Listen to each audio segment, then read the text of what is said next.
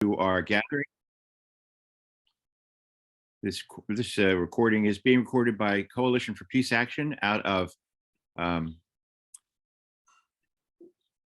Princeton, New Jersey, and will be available 3 or 4 days after we have finished this gathering together.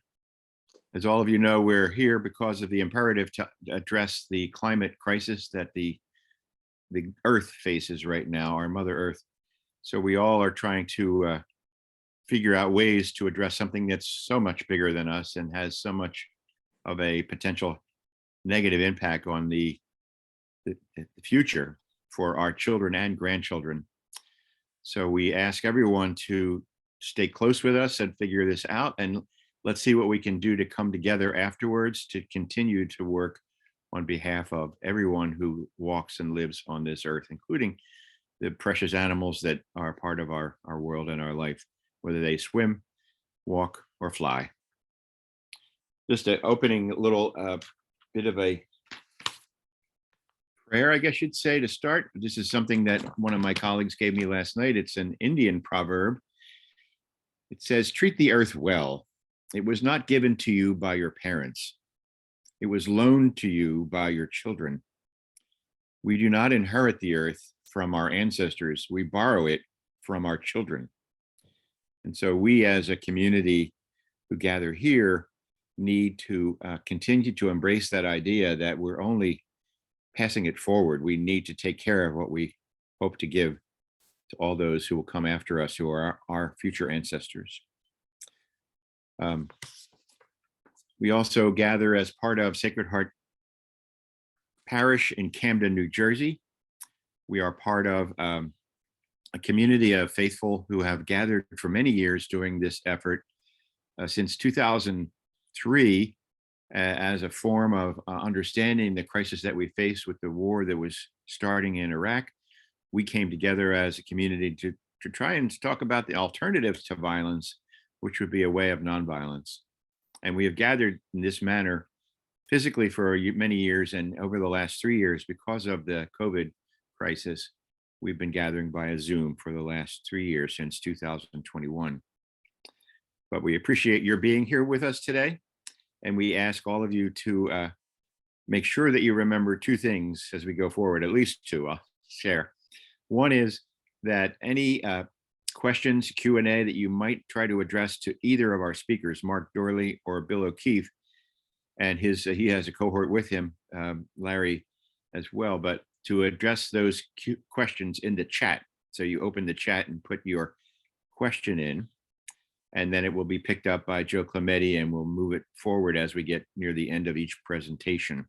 Secondly, we need to support donations. We're going to try to support the parish's effort to create this every year. We also want to support our speakers to some degree with an honorarium for each of them for taking the time to be with us, to spend their time and their energies of what they've developed over time and understanding our earth. So I thank you all for your attention to all of that. And I'm going to pass the mic to Steve Maggette, who will begin us start things. Well, thank you, Bill. Thank you very much. I also would like to introduce us with a prayer and invoke the Holy Spirit on our endeavors today. Come, Holy Spirit, fill the hearts of your faithful, and kindle in them the fire of your divine love. Send forth your Spirit, and we shall be created. You shall renew the face of the earth. Amen. Amen. I think almost all of us are aware of the papal letter, the encyclical Laudato Si, that was published in the year 2015. What I'm not sure everyone is aware of is the fact that in this encyclical, Pope Francis made reference to earlier popes, going back to Paul VI in the early 1970s, all of whom have pointed out the dangers of environmental degradation and how these consequences of this are going to come back to haunt us and our progeny in the years to come. He also invoked St. Francis of Assisi, who famously saw all of creation as his brothers and sisters. And in doing that, he also pointed out that these are entities that should be treated with love and respect, and not just simply for exploitation and profit. With this in mind, we have pulled together this gathering and tried to look at the fact that it's not just a nice thing, a virtuous thing to be environmentally conscious, but it's a moral obligation, and it's a sin if you don't do it. And with that in mind, I'd like to introduce our first speaker, who is Dr. Mark Doorley. Mark is the director of the ethics program of the College of Liberal Arts and Sciences at Villanova University. Mark, thank you. All right, good morning, everyone. I have a PowerPoint, so I'm going to share that now. So, and then of course start it. Okay, so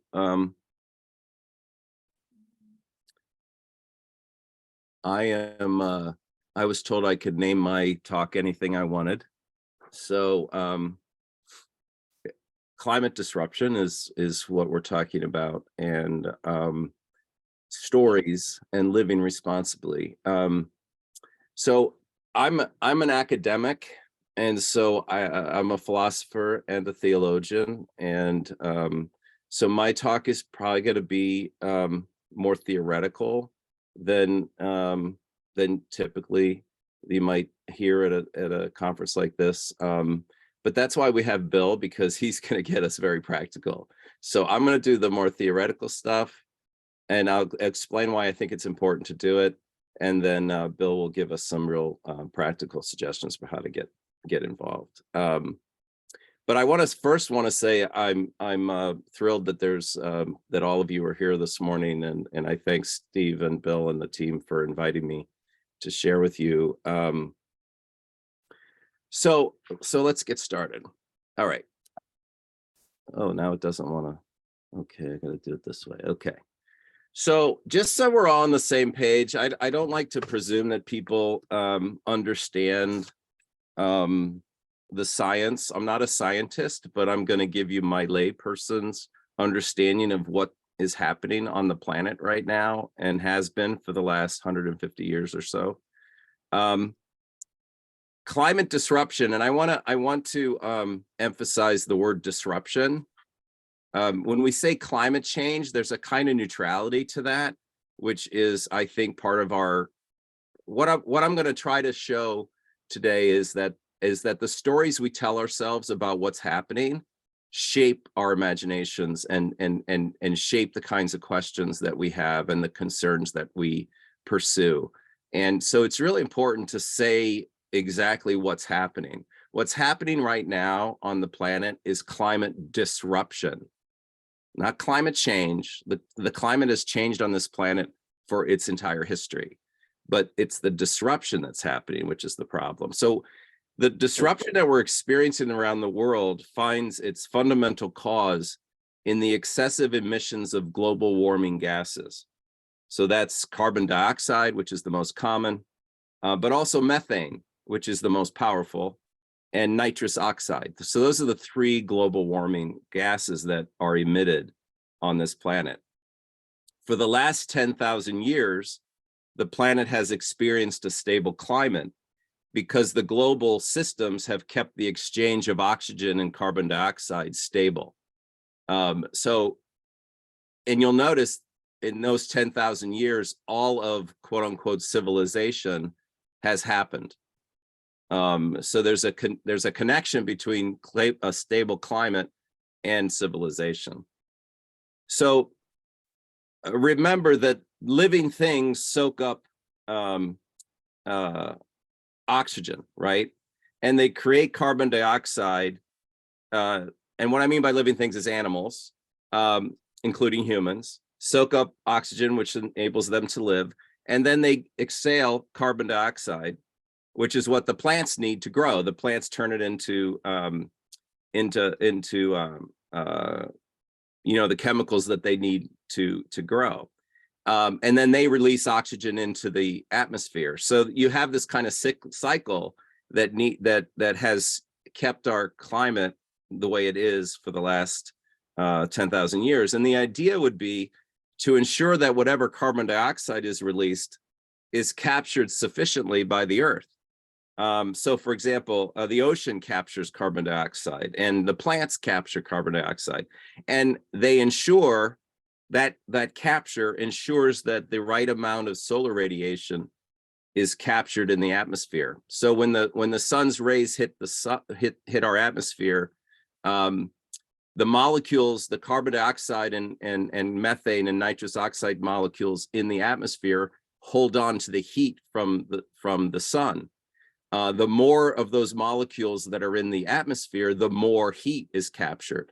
So the problem that we're experiencing is that we are emitting way more carbon dioxide and methane than the natural systems of the globe are able to capture. So there's more in the atmosphere, hence there is the warming of the atmosphere, which is the cause of everything that we are experiencing. So the storm that hit, I'm not recalling the name of the hurricane, but the hurricane that hit Florida this past October, it hit Puerto Rico and it hit Dominican Republic and Cuba, and then it slammed into Florida.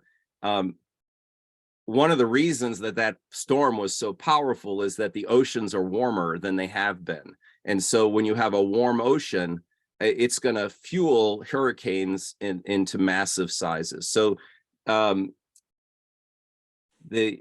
fact that our atmosphere is warmer is leading to these massive things. So anyway, that's the science. I just want to make sure that we're on it, so that we're all clear about it. So the question then becomes, when you disrupt the climate, who bears the impacts of that? Well, here's a picture. This is Burma, which is not Burma now, and I'm now escaping on what its name is now. But anyway, what you'll see is that on this Myanmar. So on the far left of your screen, you see the actual sea level right now. And the thing about Myanmar is that most people live close to the coast.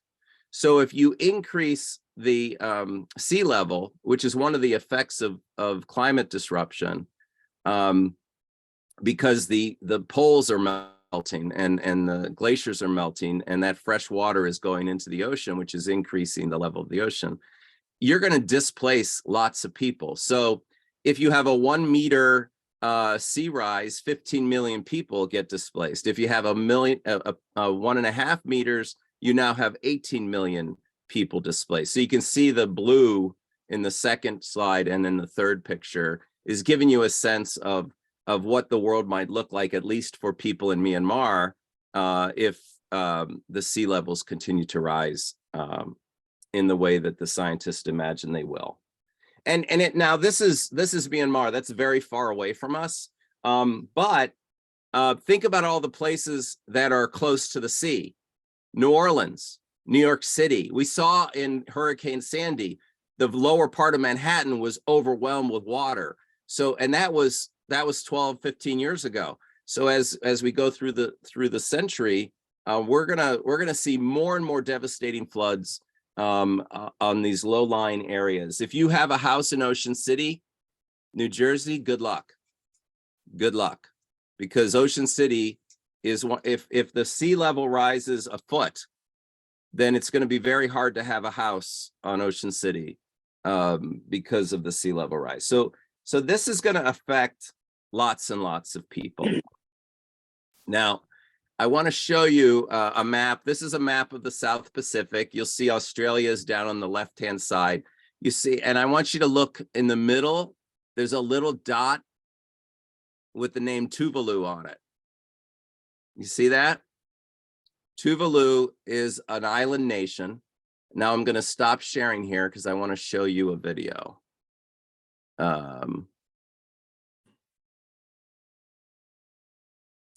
If I can find it. So you're going to have to bear with me as we go through this. Wait a minute.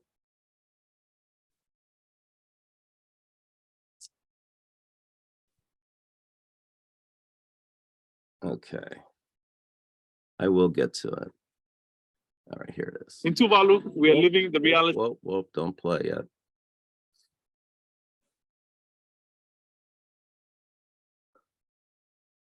Just got to make sure. I got to make sure you guys can hear it. Okay.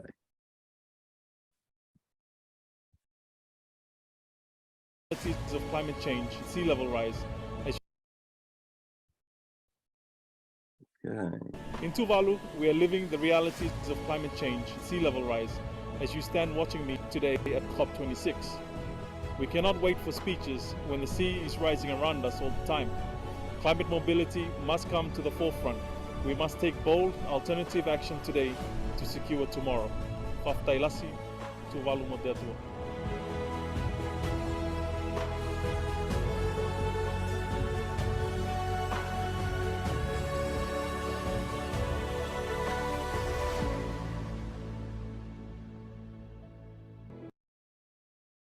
Okay, so I just wanted you to, that's Tuvalu, and where that fellow was standing, he's the prime minister, where he's standing used to be land.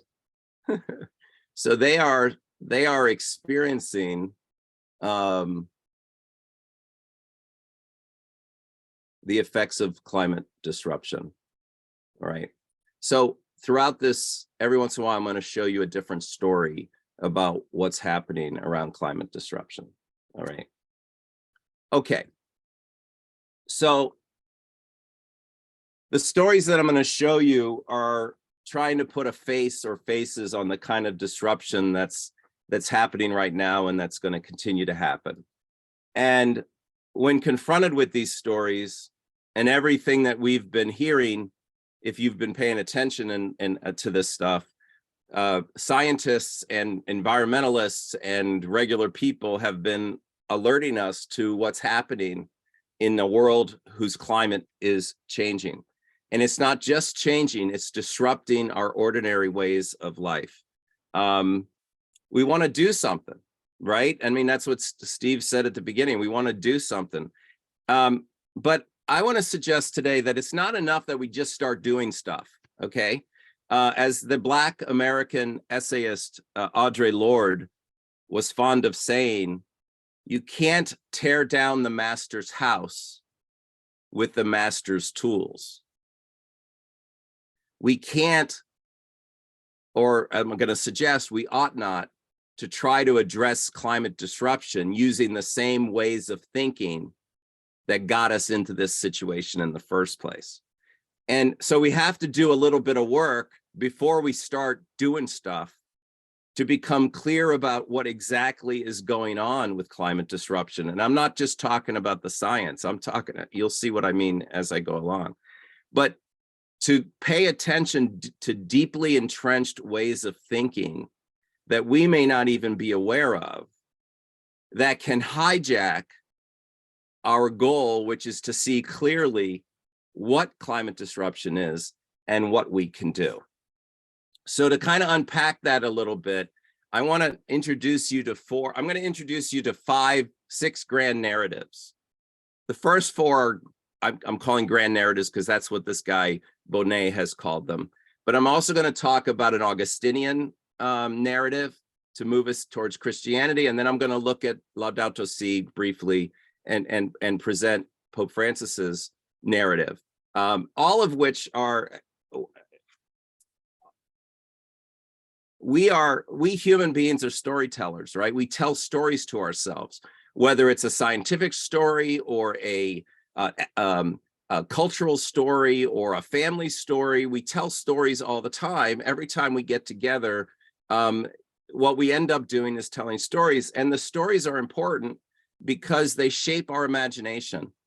So if our story is in any way biased, or if it's any way limited, then it's going to limit and bias our imagination as we try to imagine a different world. And we live in a different world. We do not live in the same world that our grandparents grew up in. It's a different planet. And that's the result of climate disruption. So we need to think differently. We're living in a different place. So we need to think differently about how we respond.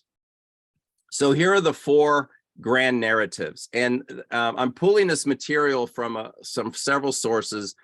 One of my last slides has those resources, and when we get to it, if you want to read more, you can take a photo of it, or I guess I can make this available somehow.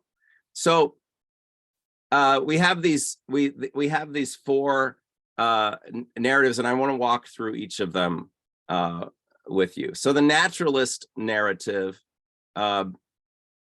is the one we're probably most familiar with. This is the one that is presented by the scientist by and large. And so what the naturalist is saying is, look, we've realized that humanity, the species Homo sapien, has become this new geological force. So prior to our current era, geology was focused on, plate tectonics and, climate and weather systems, and they would read in the ice core from the North Pole. They would take ice cores that go back 1,000 years, and they would measure the atmosphere and whatnot, but they were all physical forces. What the scientists are realizing is that human beings now are as much a physical force on the planet as any of these other more kind of chemical or geologically based forces. So it's remarkable. Human beings have now become, like any other physical agent on the planet, a shaping force. The other thing the naturalist narrative wants us to the story we tell, the story they say, is that we've just recently become aware of environmental issues, like maybe in the last 50 or 60 years, maybe since Earth Day was started in 1970. Richard Nixon started the EPA. We finally began to become conscious of our, well, okay. And so it's a recent phenomenon, right? Lay people in civil society, you and I, people like us, we're not going to be the source of environmental knowledge and solutions. That's not where we need to turn. We need to turn to the scientists. The scientists are the ones who are going to point out what green science is. They're going to develop new technologies, all of which are meant to help us deal with and respond to what's happening, whether that's to try to conserve nature, try to reduce our carbon footprint, to try to keep us below 350 parts per million of greenhouse gases in the atmosphere. Whatever it might be, the scientists are the ones that we should be paying attention to. So this is what's called the naturalist narrative. Now here's some problems with this particular one, and I'm gonna spend more time talking about the problems of this one,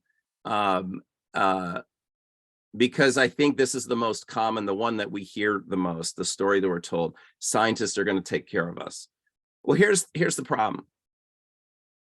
A serious analysis of the causal chain that has led to current climate disruption cannot separate the increase of greenhouse gas emissions, what I talked about at the beginning, from the historical making of a particular social order, one that entails powerful asymmetries between a small group of human beings, a few countries, and a few companies who account for almost all emissions. So it's a particular kind of political system. Some people call it a carbon democracy, where those people most affected by climate disruption have the least voice in the economic and technical decision-making that shifted Earth into this new era of climate disruption. So what I want to emphasize is that it's not a pure scientific problem. It's not, there's more going on here than simply a scientific problem. There's an economic, a political, and a social problem. So another author writes, the rationale for investing in steam technology in 19th century Britain. So just steam technology was, when they developed that, it allowed the burning of fossil fuels to take off in an unprecedented way. The idea of investing capital in the development of steam technology was connected to the opportunities provided by a constellation of several things. One, this is 19th century, a largely depopulated new world, that is North and South America, Afro-American slavery, the exploitation of British labor in the factories and mines of Britain at the time, and the global demand for cheap cotton. So steam engines, the development of steam engines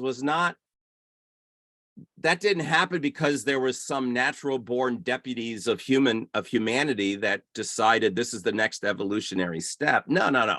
This was a result of a social order of things where the people that owned the means of production in 19th century Britain purposely decided to exploit fossil fuels in order to advance their own economic self-interest.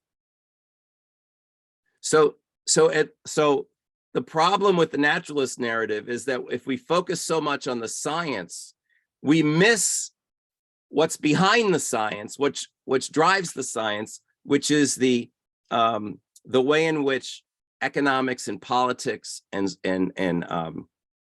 culture cover over the disparity in first of all, who caused this problem, and secondly, who's bearing the burden of the problem. Okay. The post-nature narrative. Okay, this one is very optimistic. This is the story that says, wow, yes, we're affecting the planet. Yes, we have this problem, this climate disruption, but rather than thinking about it as a problem, it's an amazing opportunity, right? It's also an opportunity for us to say goodbye to the idea that science itself is value neutral.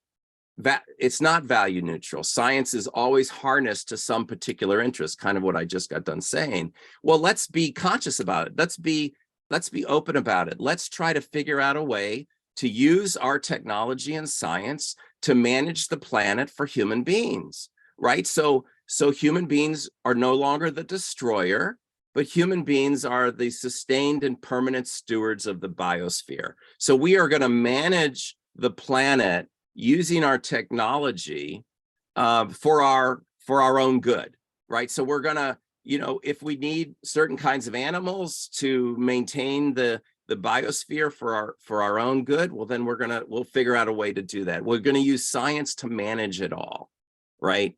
The difference between this and the naturalist realizes that we need to use science to kind of stop managing the planet, whereas the post-nature people like, you know what? I mean, this planet's here. Human beings have become the dominant species. We're just going to use our intelligence to use science to make sure that we remain, that we can live on the planet. Now, the most extreme forms of this, if you're up on artificial intelligence and the whole conversation around that, the kind of extreme version of this would be, we really don't need our bodies. We can develop our computer technology will develop eventually. We can just upload our consciousness to the computer, and we'll all be machines. So we'll just manage the environment so that we can maintain our virtual consciousness, which is a little crazy. But there are a lot of people out there working on that, and they don't see this as a problem. The way the planet is changing is not a problem. It's an opportunity. Okay. The eco-catastrophist narrative is saying, we're done. It's done. We're done. We've so messed up the planet that we're in bad shape. So in this story, which I'm sure it maybe is probably where a lot of us, if you got on this call, you're probably already here. This is the kind of story you're telling yourself. We don't have unlimited resources. There is no such thing as indefinite progress.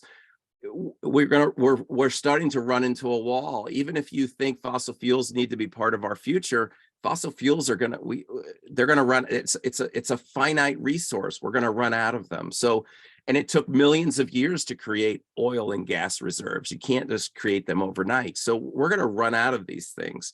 So the question becomes, where are we gonna hit tipping points? When are ecosystems gonna collapse?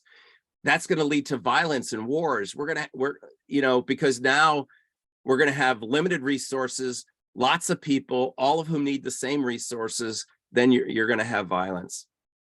So the eco-catastrophist, somebody like Bill McKibben, who I would say is an eco-catastrophist, are advising us to focus on low-tech, high-intelligence solutions that are local. So local community-owned renewable energy, economic relocalization, permaculture, resiliency structures. So those of you familiar with Camden, the Center for Environmental Transformation just got a $500,000 grant from the National Resources Council to study ways in which to make Waterfront South more resilient to flooding, because Waterfront South is in a floodplain. So as the Delaware River and the rest of the ocean waters rise, Camden's going to be flooded. So the issue is not let's make the flooding not happen. The issue now becomes how do we create local resilient structures that will enable people to deal with what's coming, right? So it's kind of a very sober, but also very focused on, instead of thinking globally, instead of trying to get all the nations in the world to come together and agree on some kind of Paris solution, for example, let's focus on what we can do locally. And then the last narrative is the eco-Marxist narrative. And this one is really to point out that capitalism itself is the problem, because capitalism is based on extraction of resources. The problem is capitalism can't recreate, it can't sustain those natural resources. So in the end, it's going to die out on its own. Meanwhile, it's destroying the planet, right? So the key for this narrative is to pay attention to the way in which flows of capital work around the globe. So one of the things that's happening is, if you think about it, the countries that have created, that are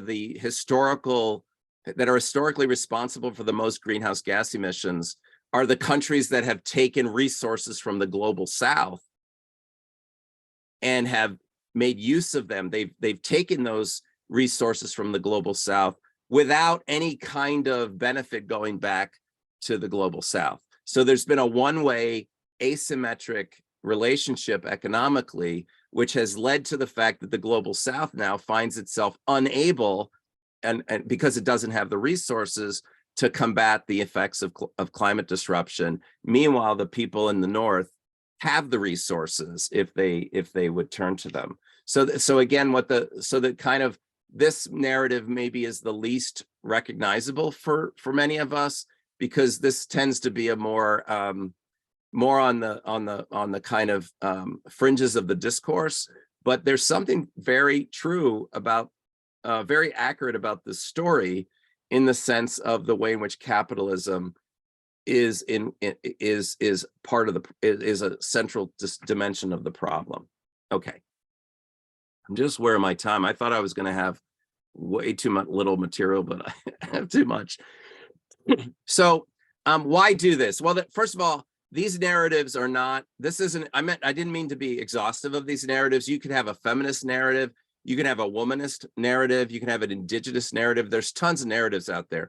Nor do you need to choose one of these. The point of it is that the stories that we tell set up conditions for the kinds of questions that we get interested in, right?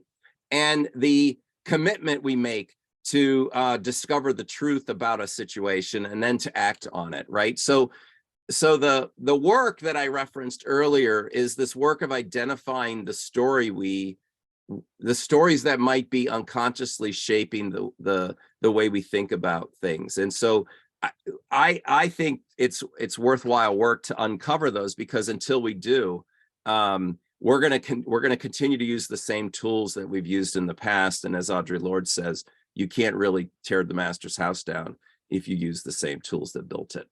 So here's a story about a frog. Isn't this a cute little frog? And then there's some butterflies. And I don't have time to get into the story, but there's a frog that's native to Costa Rica. It has a very unique way of using the ecosystem to reproduce itself.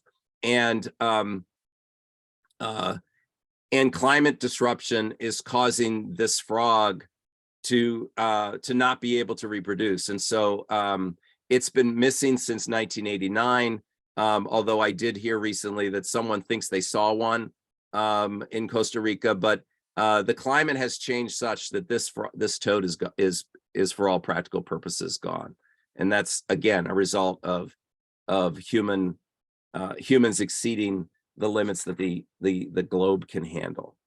Okay, so let me talk about the Augustinian story. So the reason I bring this up is because I think there's something really, I think it gives us some direction for our own life. Now, St. Augustine lived in the 4th century. So St. Augustine he didn't have to worry about climate disruption. He wasn't really interested in that. So the question here is, the essay that I'm pulling this from, the author wondered, is there anything we could learn from St. Augustine about our climate problem? And so he goes back to St. Augustine's work. And one of the things that St. Augustine was struggling with is that he lived during the end of the Roman Empire. So the Visigoths from the north have sacked Rome. They're coming south. He lived in North Africa. They were going to come over to North Africa. They were going to destroy everything.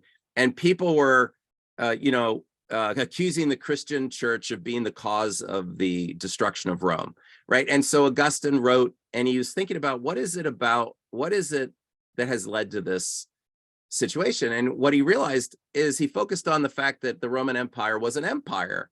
And what is an empire? An empire is the political and social means for the acquisition of land and resources. It aims to dominate people for the benefit of one nation or state. So if I had more time, I would develop this. I'll just cut to the chase. Is that not the logic with which human beings have treated the planet? The purpose of the planet is the purpose of the empire of humanity is to acquire land and resources and to dominate it for the benefit of one species. Now, I'm going to qualify that by saying, be more precise. The global north, the United States, Japan, the global developed countries, the highly economically developed countries, have acquired land and resources from around the globe, and they've dominated most of the planet, including most other human beings, for their own benefit. That's called an empire. And we're all complicit in it. Insofar as we benefit from the logic of empire, then this affects the way we think about our relationship to the earth. So what should be our response to that, from Augustine? Well, first of all, Augustine says to be humble. Humility. We're not good at that. We humans are not good at that because we're so bright. We got to the moon. We're going to get to Mars. We've developed a submarine that goes down to the deepest part of the ocean. We're going to cure cancer. We're messing around with genes. I mean, like, we're a brilliant species. And so it's really hard for us to get our head around the fact that we are one species among many. But I think what we need to always remember that we are a member of a biotic community. We are one, our species is one species within a larger biotic community. And that ought to cause us to think more deeply about the choices that we make and how that affects the rest of that biotic community, independent of how it might affect us. And that's the key, that we're one among many, not the top looking down. Conversion. Augustine says that we have to be converted, right? Pope Francis calls it interior conversion. This is what I'm trying to get at. It's not so much what our actions are, but unless we get our head straight, unless we get our thinking clearer about what's going on, then the behaviors that we're going to engage in are going to be affected by the thinking that we have. So a real conversion takes time. It entails thought, new insights, struggles to incorporate such changes into new behaviors that affect a radical shift in our relation. And radical literally means roots. At the root, we have to uproot what we've been taught since we were children about our relationship to the earth. Most of us anyway. If you were blessed enough to have someone who raised you, who was kind of steeped in indigenous ways of thinking, well, then you already have the right relationship to the earth, in my opinion. But most of us weren't, right? We grew up in this kind of American exceptionalism and capitalism as the kind of only way to do economics, so it's a deeply personal and difficult thing, conversion, and it's ongoing. And in order to help conversion is we need to be confessing. I'm not talking about going into a priest and confessing. I'm talking about confessing to ourselves and to our community and to our neighbors, right? It's a difficult and complex exercise. The reason is because we're in a system, social, cultural, and political, that doesn't want us to change the way we think. The gravitational pull of that system is unbelievably powerful. My wife, Kathy, always says that one person up against the system is doomed to failure because the system is stronger than the individual. That's why we need each other, right? And what's confession involve? It involves exploring our personal past regarding how we have treated nature. What have our attitudes and assumptions been in our families, in our neighborhoods, our towns and cities, our society and culture, right? How has that worked in shaping our soul and how we affiliate with nature? Doing that deep work of rooting out of ourselves these ways of thinking and our attitudes towards others that are so destructive. Okay, so I'm going to stop this again because I want to share this thing with you. I don't know, is anybody, if you can go to your, if you can do this, go to your, wait a minute. Go to your thumbs up, put a thumb up if you've ever heard of Oakwood Beach in Staten Island.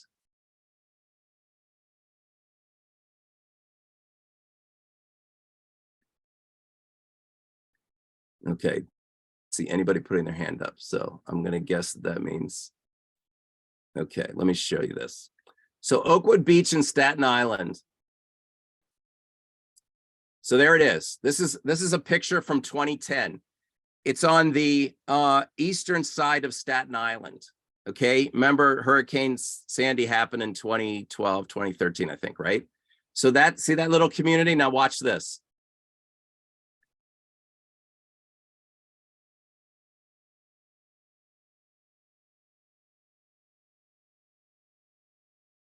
It's completely gone. There's like 3 houses there, completely gone, wiped out by Sandy. So that's not too far away from us here in, I don't know where everybody's from, but if you're in South Jersey or Philly, it's not too far away from where we are right now. Okay, let me go back to my. All right, so let's look at the Christian story. Now this is Laudato Si, and I'm gonna kind of go through this really quickly. None of this is new. I don't know if some of you were here about 7-8 years ago, I gave a similar talk at the Peace Fair. So this is nothing new. Okay, so Genesis says everything's good, everything's good, and what Genesis describes for us is a world of relationships. That reality is relational, right? We're related to the earth, we're related to each other, and to animals, and we're related to God, right? That's what creation is for God. That's what the gospel tells us, and Laudato Si emphasizes that. Laudato Si says that, you know, God created this universe where there was harmony, there was justice, community, peace. I mean, that's what God created. Okay. And so to tend for God's creation, to care for the earth, is to ensure that that it continues to be that way, right? He also, Pope Francis says that material progress has limits. There's only so much stuff you can have, right? And a lot of that has to do with self-limitation, especially for those of us who are more privileged, those of us who have extra resources, those of us who can keep shopping on Amazon and getting boxes every day at our house. I mean, if we have that ability, then it becomes a question of self-limit. That's where the humility comes in.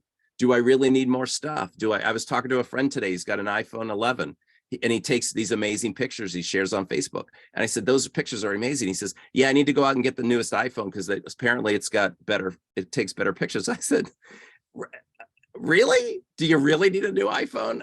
You know, so I mean, it's our thinking. Our thinking is so infected by this idea that material progress, and then but also human beings have a responsibility. We are the only creatures on the planet who can deliberate about what we're doing, who can talk to each other about what we're going to do, and then have the freedom to move forward, right? So there is a responsibility. We cannot pretend like we are powerless in this situation, the Pope says. So the message of creation is creation is a continuing revelation of the divine. I don't think I don't know about you, but I don't think I spent enough time in that space where this most amazing thing that I can go sit out in my backyard, or in the cold, I can look out my window and I can watch the amazing thing going on in my backyard with the animals that frequent my space, or, you know, going to a park or going to the mountains or going to the shore and just watching nature at work. There's a revelation of the divine there, and to become caught up in wonder and awe of it is something that we need to nurture in ourselves. It's not automatic. It is for children. Children are automatically in awe of almost everything, right? But those of us who are older, we become kind of jaded and cynical, and we get so busy with our lives that we miss the amazing stuff going on around us, independent of us, right? That's the other thing. The squirrels and birds in our backyard, if we didn't put birdseed out, they would do their own thing. But since we put birdseed out, that has affected how they live, right? Because the squirrels want to get to it, and so they try every possible way to get to it. And the birds, of course, are overjoyed. But the point is that this stuff can go on without human beings. We don't even have to be here, yet we have this amazing view that we can watch God at work, right, in this creation that God has made. And this thing, this is another piece of a kind of thinking differently, right? Because we don't think this way that the Pope talks about here. We are so closely connected to everything in the universe that we can feel the desertification of the soil. When a species like that toad I talked about in Costa Rica, when it goes extinct, it's a painful disfigurement that we feel. Now, the fact is that most of us don't feel that. Most of us we don't experience ourselves as that connected. Well, why is that? What would it be like if we nurtured that powerful experience of being connected to nature? How different would that make us think about what we do if we felt more viscerally the connection to the planet? And then the New Zealand bishops, by the way, just as a parenthesis, what's amazing about Laudato Si is that the Pope I think he intentionally went to all four corners of the planet to quote people. So typically before Pius, the only people that get quoted are the popes, not in Laudato Si. So he goes to the New Zealand bishops, and the New Zealand bishops say, when 20% of the world's population consumes resources at a rate that robs poor nations and future generations of what they need to survive, how is that not a violation of the commandment, thou shalt not kill? That is an amazing thing to sit with and super uncomfortable. That I consume more today than I need. And that robs poor nations and future generations of what they, how is that not, thou shalt not kill? Again, different way of thinking about what we're doing. All right, so that's Laudato Si. I think there's way more in that than is possible. Now, here's Houston, Texas, okay? That couple there with their 2 children, they own this house on the bottom left-hand side. And on the bottom right-hand side, you see what their house looks like after the flood. Their house is gone. They've had to move. They've been homeless since 2017. Not literally homeless. They were able to move in with her mother, with another family that had to move in. So very crowded. They were able to get a rental recently. There's an article at the top of the, if I share these slides out, the article is in the New York Times. You can read about it. But again, this is climate change. This hurricane was as big as it was because the Gulf of Mexico is way warmer than it has been historically, and so it was a much more powerful. And it had because the ocean was so warm, the storm system soaked up way more water. And then when it got to Houston, it just sat there for 3 days. The hurricane sat above them for 3 days. Now, one of the and then to connect this to my point about the fact that the way climate disruption happens is related to the decisions that human beings make, both political and economic. This neighborhood, lost track of my notes, so just give me a second here. I'll tell you the neighborhood so the neighborhood is called Bear Creek, which is next to Addicks Reservoir in Houston. That was built by the Army Corps of Engineers, early 20th century. And they based how big they built that reservoir based on the largest flood up until 1920. Okay. The floods that are happening now, because of the size of the hurricanes, are unprecedented. So this neighborhood, human beings made a decision to build a reservoir. They based it on past records, and it wasn't sufficient. And so now the Army Corps of Engineers is on the hook here because it wasn't good science. You're not supposed to make, you're supposed to make predictions on the future, not based on the past. Which that we could go, if you have a question about that, we talk about it in the Q&A if that's of interest. So what now? Okay, I'm almost done. This is going to be more action-oriented, but not as action-oriented as what Bill's going to offer you. So learn as much as you can, continually learn as much as you can. Here's some, if you want to take a picture of this, if you don't know of these resources, I think they're amazing. They're not, it's not exhaustive. It's as, there's all kinds of sources out there, but these are really, really powerful. Living on Earth is, you can listen to it on NPR. I can't remember what it used to be on. It's at 6 a.m. on Saturdays, which is like a bizarre time to have it. But anyway, you can always go on its website and listen to their podcast. So learn, you got to learn. We don't, and also be critical of what you're hearing. All right. Be attentive to the sources, be a critical reader of your media. All right. And find out who's writing this, who's paying for it to be written, and if it's being underwritten by people who have an interest in the results of the science, run away from that source. Okay. And I'm sorry if I'm speaking like you already know that, but I'm just making sure. All right. So here, how about, in terms of confession, in terms of your own conversion and confession, consider what you yourself do. Eat lower on the food chain. The largest source of methane gas, which is the most powerful greenhouse gas in the atmosphere, is cattle, pigs, cows. Okay. Tomorrow's the Super Bowl. Now, tomorrow, chickens are the ones that are in trouble because everybody gets chicken wings, right?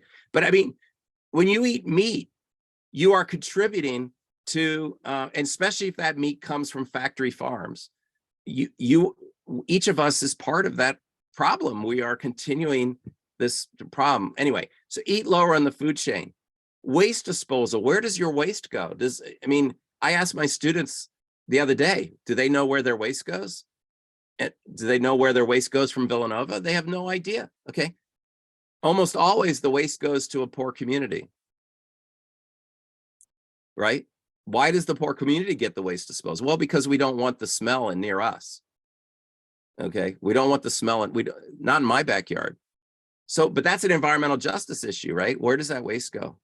Become familiar with the plants in your gardens and the birds and other living creatures. If you're going to plant outside, use indigenous plants. Don't bring in plants from other places. Grow indigenous plants because the creatures in our environment depend on those indigenous plants to survive, right? Stop using pesticides and herbicides on your lawn. Read up about the whole notion of a lawn. The whole notion of a lawn rests on this idea that nature is there to be managed by human beings for human reasons. That's a story that's really messed up. So what's a perfect lawn? Well, perfect lawn, there is no such thing as a perfect lawn unless you buy into the idea that we need to beat nature into shape so that it looks the way we want it to look as opposed to the way that it wants to. Avoid the use of plastics as much as possible. If you don't know what the plastic ocean is or the plastic island, look that up. Google the South Pacific plastic patch, I think it's called. Think about community solar power. This is an emerging way to bring solar power to larger numbers of people. They create these solar fields and then they get people to purchase shares in the solar fields. So explore that with your township and your neighborhood. Find out what your township and city's doing about climate disruption. What are they doing? What are they doing about environmental racism? What are they doing about the fact that their waste is brought probably to a poor Black or brown neighborhood? Is there a way to address that in your community? Evaluate your family budget and your investments. Whether you know it or not, your budget, your family budget, where you put your money is a moral document. It reveals what you think is important. It reveals what you value. Do a moral inventory of your family budget. Where's my money going? What am I spending my money on?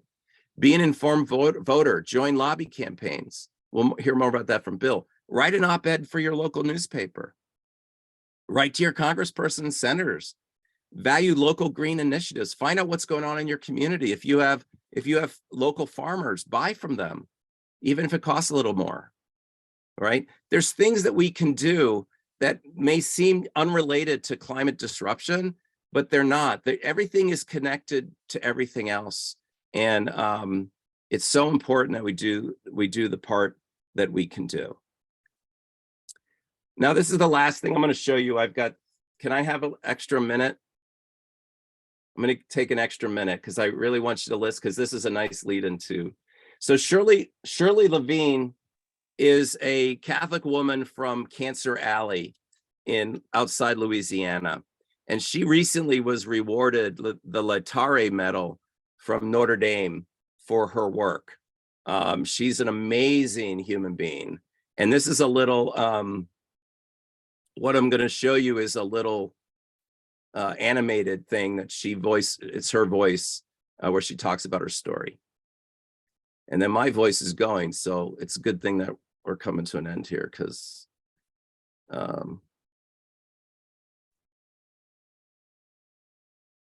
what would you do if you didn't have air to breathe? The first time I went to the Mississippi River, I was 6. All I could feel was the fresh air flowing through these giant grasses, filled with blackberry vines and white spider lilies. We had everything that you could imagine. We grew fruit and vegetables. Daddy grew and sold sugarcane. We had chickens, we had eggs, we had cows that gave us milk. In 1968, the first chemical plant arrived. My daddy and everyone else welcomed it. They were told the plants would bring jobs and prosperity. It was followed by another chemical factory, then another. They began arriving in a steady stream. As the years went on, I began to notice that my neighbors and members of my community were getting sick and dying of cancer, and the air smelled like chlorine. I started to connect these dots. The plants had been poisoning us for years, and there was little sign of that economic promise. Our home came to be known throughout the country as Cancer Alley.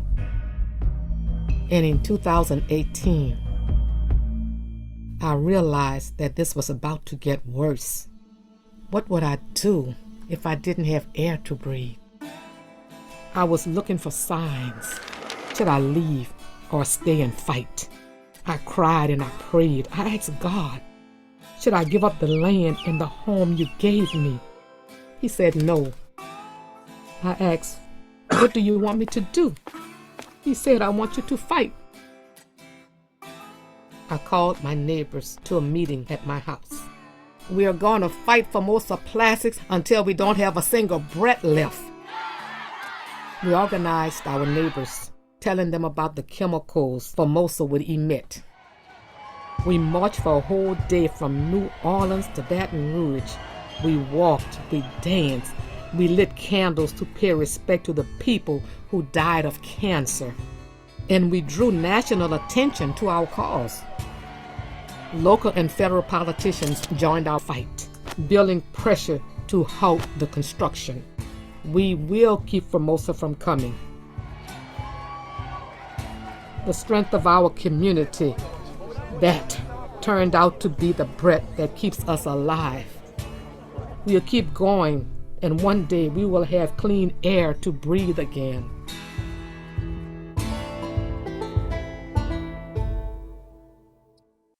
Okay, so what's great, what I wanted to share that to you because it's not about being it's not about feeling like we can't do anything, because we can, right? I mean, so Shirley is a great example of someone who decided she wasn't going to take anymore, right? And but we need to do some work, right? In addition, so here are the sources that I pulled from. If you want to take a picture of that, if you want to look those up yourself, I hope this was helpful to people, and I look forward to the discussion. Thanks a lot. Thank you, Mark. I would want to just make a couple of quick points of reference for all of our participants today. First of all, we are being recorded by CFPA in Princeton. That is coordinated with Jennifer, who's on with us today, as well as Bob Moore, who's not able to be here. Bob has been operating or director of CFPA for the last 41 years at this point. He went to Princeton from Philadelphia back then. Secondly, put any questions you might have about the presentation or other thoughts you're having in the chat, and we will have some of our Sacred Heart staff call those and figure out how to put those questions forward to our speakers. We are being recorded, as I say. We're asking for you to consider making a donation to support our work at Sacred Heart for the peace ministry that we are occupied by, as well as to make possible honorariums to our speakers for the time and energy that they've taken to present this to us. And finally, I want to just remind you to save the chat. There's the 3 little dots at the bottom near the chat box that you can tap to save that at the end of the time that we're together. And finally, CFPA in November will be hosting Bishop John Wester, Catholic Archbishop in New Mexico, who has spoken very strongly about nuclear weapons and the scourge of them and the curse of them on our lives and our world. He'll be speaking at CFPA in November. Thank you, Mark, again. Joe Clemente. Okay. Yes, Bill, I will move on then to our next speaker, who is Mr. Bill O'Keefe.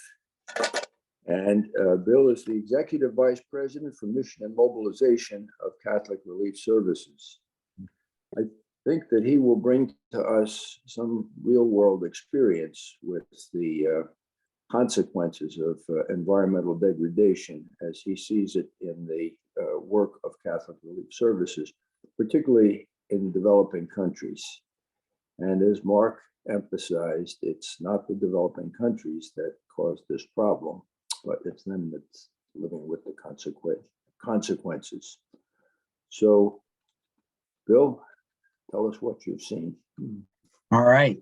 Thank you. It's really great to be with you all. I want to just thank Mark for his presentation and tell a quick story that isn't necessarily part of my presentation, but makes, I think, a key point. You know, a lot of you know CRS sponsors the Rice Bowl program during Lent, and 25% of that money raised stays in diocese. I went down probably 15 years ago, maybe 20 by now, to Houma Thibodeau in Louisiana, which is in the bayou way in the south. And because the diocese there was using its 25% to support indigenous communities that were on the front lines of dealing with the kind of poisoning that was described in that last little video that Mark caused. And it was just the most unbelievable situation where these chemical companies had set up these toxic waste dumps literally 100 meters from these villages of indigenous people who had been there for a long time, and they were suffering from incredible cancer rates. And I was so proud that our money was being used, the Rice Bowl money was being used to organize the community so that they could fight these toxic waste dumps. But it makes a key point, and it's a critical example of what to me is the most important conclusion of Laudato Si, in addition to what Mark mentioned, which is that the care for creation and the care for the poor are the same thing and are intimately linked. And I think that is a profound insight that the Holy Father gave us, and I'd like to try to live that out in my presentation. I'm going to share my screen and hopefully successfully.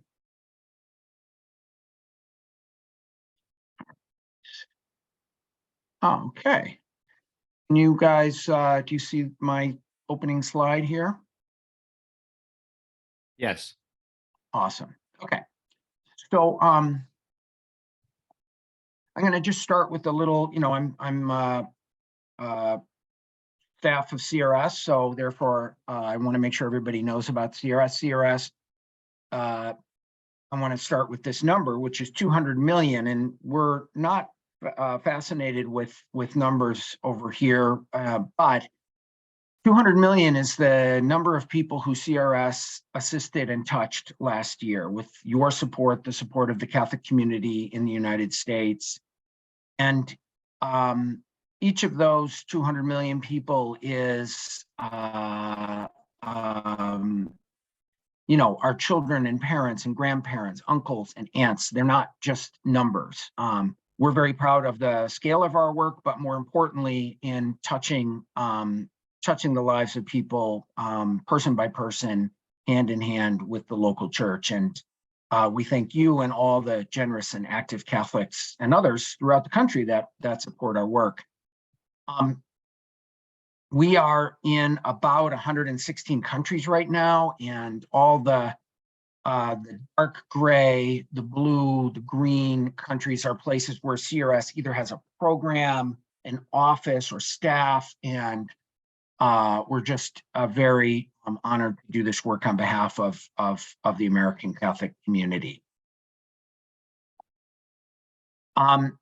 This photo was taken by one of our colleagues in East Africa, and it actually won a prize in a photo contest. And I think it's a beautiful photo, and at first glance, it captures the composition is amazing. It captures the light streaming into the darkened space, and the visual colors of the clothing that the women are wearing, and the healthy green vegetables, which kind of evoke the idea of nutrition and sustenance and abundance and hope.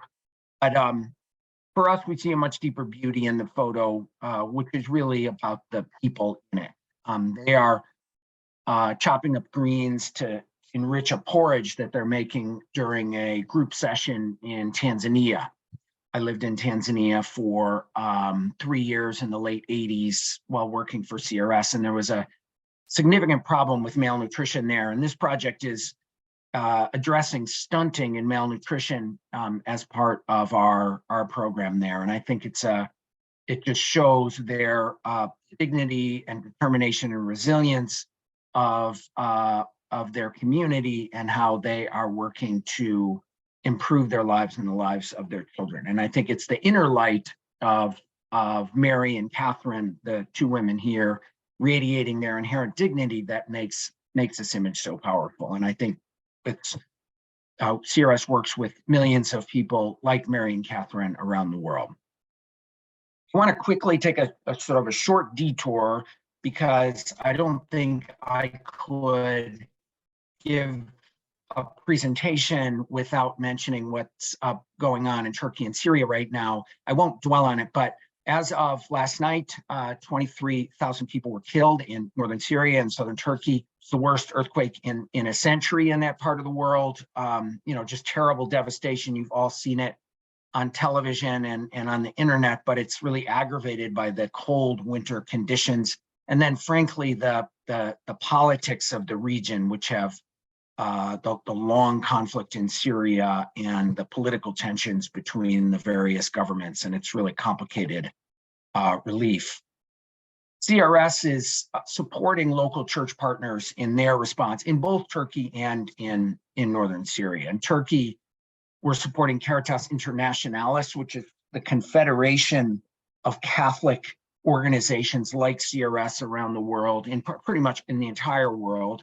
And we're providing shelter, warm meals, hygiene and living supplies, and psychosocial support, which is a huge need after a disaster like this. People are so traumatized, and one of the most important things we can do is to help them to come to terms with what's happened and to adapt and move forward.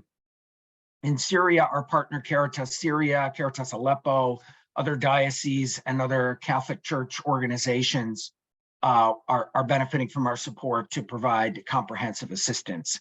We had a great story of Caritas Lebanon, our partners, the youth in Caritas Lebanon who responded with our support to that terrible explosion in Beirut a number of years ago, and were on the streets of Beirut helping people within hours, are doing the same kind of thing now. They're loading up trucks and traveling to Syria for distribution of critical supplies. So I just wanted you to know that CRS is there. We are responding. We have people on the ground actually assisting and supporting our church partners, and we thank you for your prayers and your support. Okay, so this has been a rough couple of years for us, and by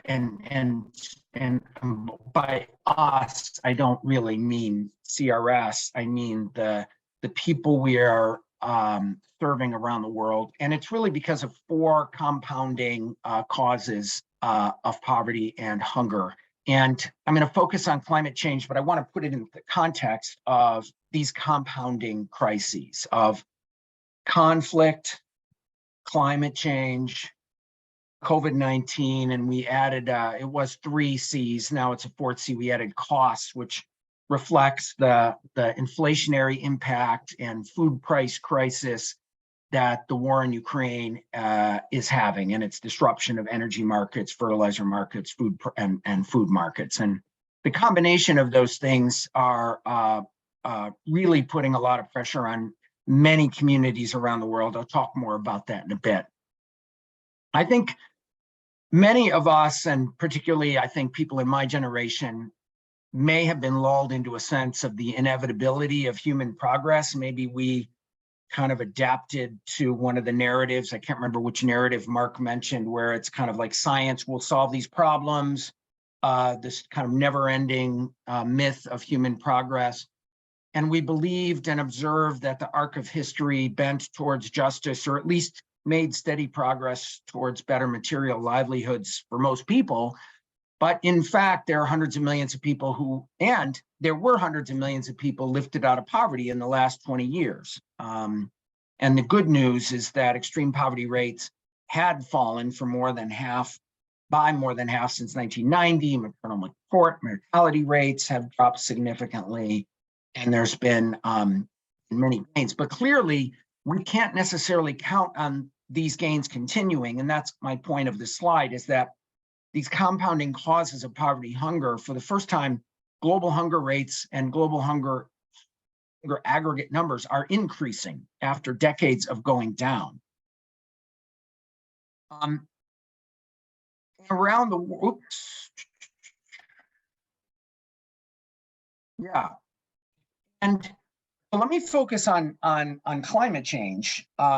Around the world, of course, communities are experiencing the effects of climate change. Mark talked about it at a global level, and I'll just say rising temperatures, longer and more extreme droughts, more intense rainfall, and other inclement weather.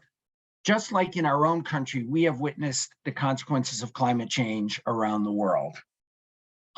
Despite contributing the least to climate change, communities affected by poverty are the most harmed by its impact. They often lack access to basic infrastructure and support to help them overcome the devastation of climate disruption. People lose their crops, their clean water, their homes, and they struggle to recover. As I mentioned, Pope Francis has really connected in Laudato Si the plight of the planet and the plight of the poor, and he's called us to care for creation and to care for the poor. And I think more than any world leader, he has recognized this intimate connection. It's not an exaggeration to say, and I say this all the time, that everywhere CRS works, when we talk with farmers, they will tell us how the climate has changed out from under them. They don't debate the politics of dealing the problem. They don't get into philosophy. They don't get into science. They simply say that the farming methods their parents and grandparents used no longer work. The rains that predictably came every year no longer do. It's either too wet or too dry or too hot. There are new pests, lower yields, floods, and droughts. They face an uncertain future, frankly, not of their own making. I'll never forget, I was attending a press conference in Washington a number of years ago, and the Minister of Health from Rwanda was there, and she was talking about malnutrition and was connecting it with food production. And she said that when she was growing up in her country, every August 15th, more or less, they could count on the rainy season beginning. And now they don't know if it's going to come. They don't know when it's going to come. They don't know how strong it's going to be. And it's made planning and the traditional systems of agriculture much more vulnerable.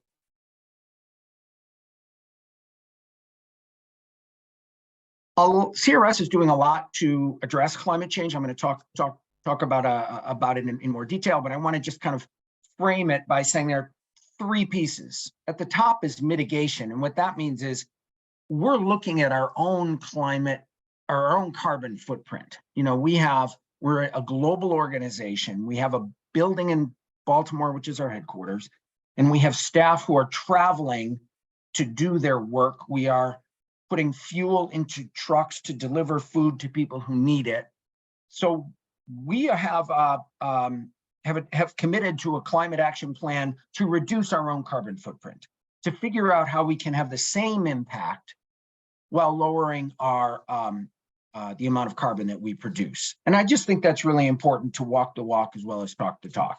And there are a lot of things that we're doing. Offices that are establishing on their rooftop solar, converting to solar, converting to electrical vehicles where possible, reducing our flights, so that if we used to have more meetings in person, now we're having more by Zoom. that kind of thing. And we're really intentionally doing that to try to lower our carbon footprint. In our programming, we are supporting an increasing amount of what's called adaptation, helping people to adapt to the climate disruption that they are facing. And I'm going to talk about some examples about that in a minute. And the third thing is we're doing a lot of policy and advocacy around the issue of climate, particularly on adaptation, calling our government to take responsibility for this reality that the people who didn't cause this problem are the ones that are suffering from it, and urging them to take specific actions to prevent as much of the problem as possible and to help those who are suffering from the problem to adapt. I want to step back and say a couple of specific examples of what we're seeing and then what we're doing about it. This is water is and access to water is a huge impact of climate change. Prolonged drought in the Horn of Africa, and the Horn of Africa is the kind of upper right-hand corner. If you're looking at the map, kind of looks like a rhino horn of sorts, and includes Somalia, Ethiopia, northern Kenya, parts of Sudan, South Sudan. And the Horn of Africa is suffering from prolonged drought, which has really cut agricultural output and has resulted in mass livestock deaths. And coupled with high inflation and those kind of compounding causes that I mentioned earlier have prompted a severe hunger crisis. According to the UN, up to 26 million people are facing critical levels of food insecurity in Somalia, parts of Ethiopia, and parts of Kenya. And climate change is driving much of this variability and the most extreme weather that they're facing. They've had Somalia is in the middle of its 5th consecutive drought, and I think most people are projecting a 6th consecutive drought, and that's really unprecedented. And it's very, it's almost impossible for a subsistence farmer or a small farmer to survive 5 consecutive droughts. They've used up all their coping strategies, and the dryness and the drought means there's not clean water, and that definitely impacts infant and child mortality and, of course, the economy. This is the remains of the Nakuia River, which runs through Turkana County in northern Kenya, and it was a vibrant river, but is now a barren wasteland. This is Lakopu Sama Maruita, who's 55. He's the father of 6 in Turkana County in northern Kenya. And every day he walks for 2 hours to take his 3 camels and his goats to grazing lands in the hills, and then he brings them to a water point. And he recently told a colleague of ours from CRS that the last time they had rain was during the locust invasion of 2019 and 2020. I thought about that, like, the good old days were during the locust invasion. That's what he's saying. There have been no rains at all since then, and no grass for the livestock, no crops, and no food for his animals to eat. They're surviving on seeds that fall from the trees, dry leaves, but from a nutritional perspective, that's not enough for the animals. He's lost over 100 camels due to the drought and has 3 left, and most of his mature goats have also died. He said that he feels very sad, and he's waiting upon God to send them rain. In Turkana County, we are implementing a range of programs to help his community and others to adapt. And those include rehabilitating water systems and building water points like the one pictured here, constructing latrine blocks, delivering livestock feed supplements and disease surveillance in water, and then working with the local government structures to introduce water-saving agriculture. And thus some of those techniques will allow and has allowed these communities to be more resilient to the changing climate. I thought you'd be interested to know CRS went in response to these problems that we're observing. We attended the COP27 conference in Egypt several months ago. And as part of a delegation from the Caritas International Confederation, we advanced a couple of things there. One, robust funding from governments for climate adaptation. Turns out that of the commitments governments made at Paris, they're way behind in funding adaptation, so helping people who are already suffering from climate to adapt. We're ensuring that climate finance is additive and in the form of grants, not loans, so that helping countries and communities to address their climate challenges doesn't add to their debt burden or replace other critical assistance that they need. We're ensuring that that the countries most affected are at the front lines at the center of the decision making. You know, Pope Francis is, I think, so eloquently urged us to put the people at the peripheries should be at the center, and those of us who have been at the center need to be at the peripheries of these kinds of decisions.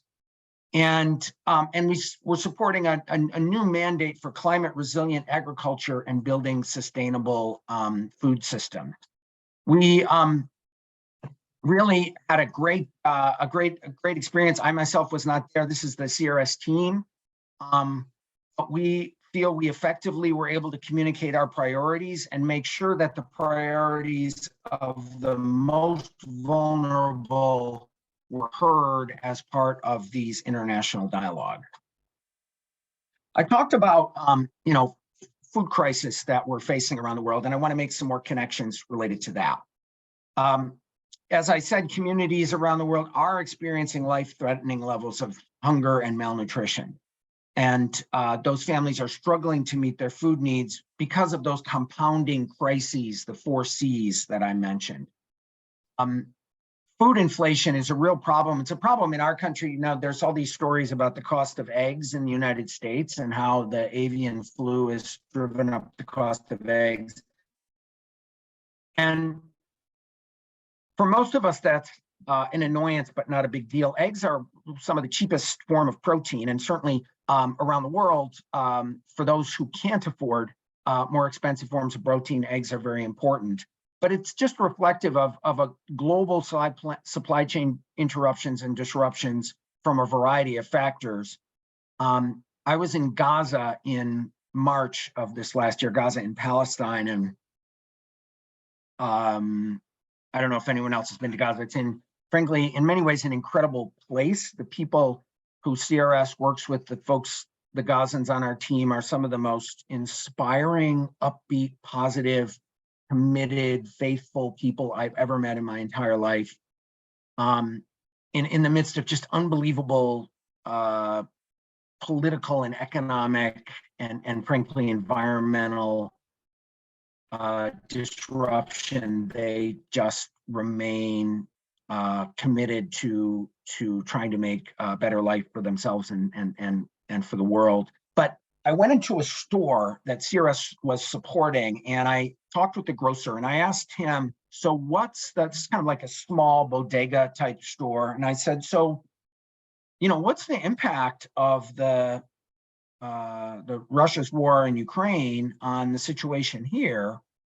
And he took me to the staple section of the store, and he took off the shelf flour, and the flour was made in Ukraine.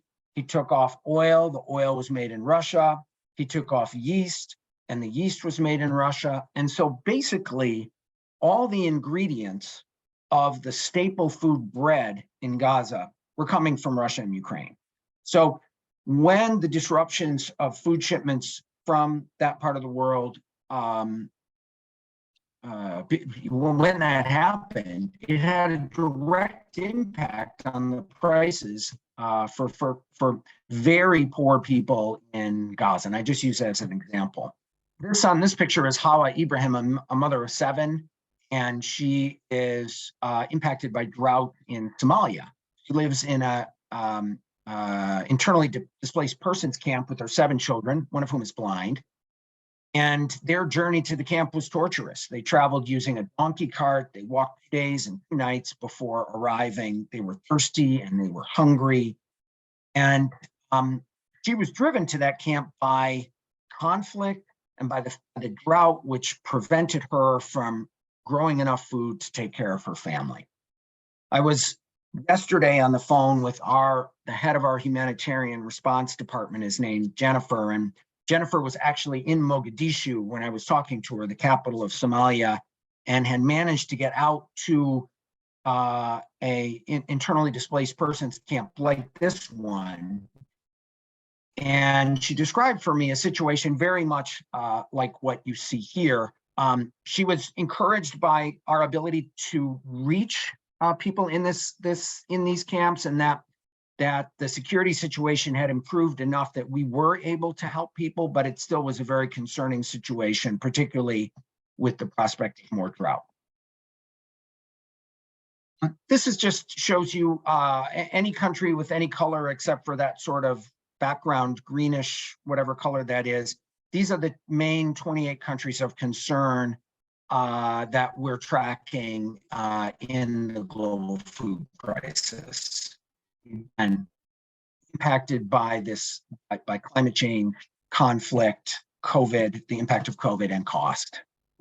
Also in Somalia, this is a doctor measuring a boy for malnutrition. And you can see that that's a sort of a band that wraps around the upper arm of a child. And it's a way of looking at, based against benchmarks, how nourished or healthy the child is. And this child, you can see the red there, is severely malnourished and needs additional food and care. There's an estimated 7.1 million people in Somalia, half of them children, who need emergency aid. CRS has reported 70,000 people affected by this crisis with healthcare, nutrition services, cash, clean water, and really helping them. And what was interesting, a thing that Jennifer mentioned when she talked to the farmers in this internally displaced camp, they said, if it weren't for the drought, we would be okay. We don't need help in normal times. These are not wealthy people. We're talking about subsistence farmers or small market farmers, but they have their baseline of resilience is great to handle the situation that they're in normally. But these extreme climate disruptions, they're not set up to take, and this is the result. Afghanistan, I could talk for probably 4 hours about Afghanistan. I'm not going to do that. One of the things you hear a lot about Afghanistan, or you hear some things about Afghanistan, but you don't hear about, there's a very severe drought going on there. And half the population is food insecure. My boss, Sean Callahan, last fall went to Afghanistan, and he came back and talked about the paradox of we actually are able to access more people because there's not a hot war going on. And so our sense of the needs is greater than it would have been when there was active fighting and so many areas were accessible.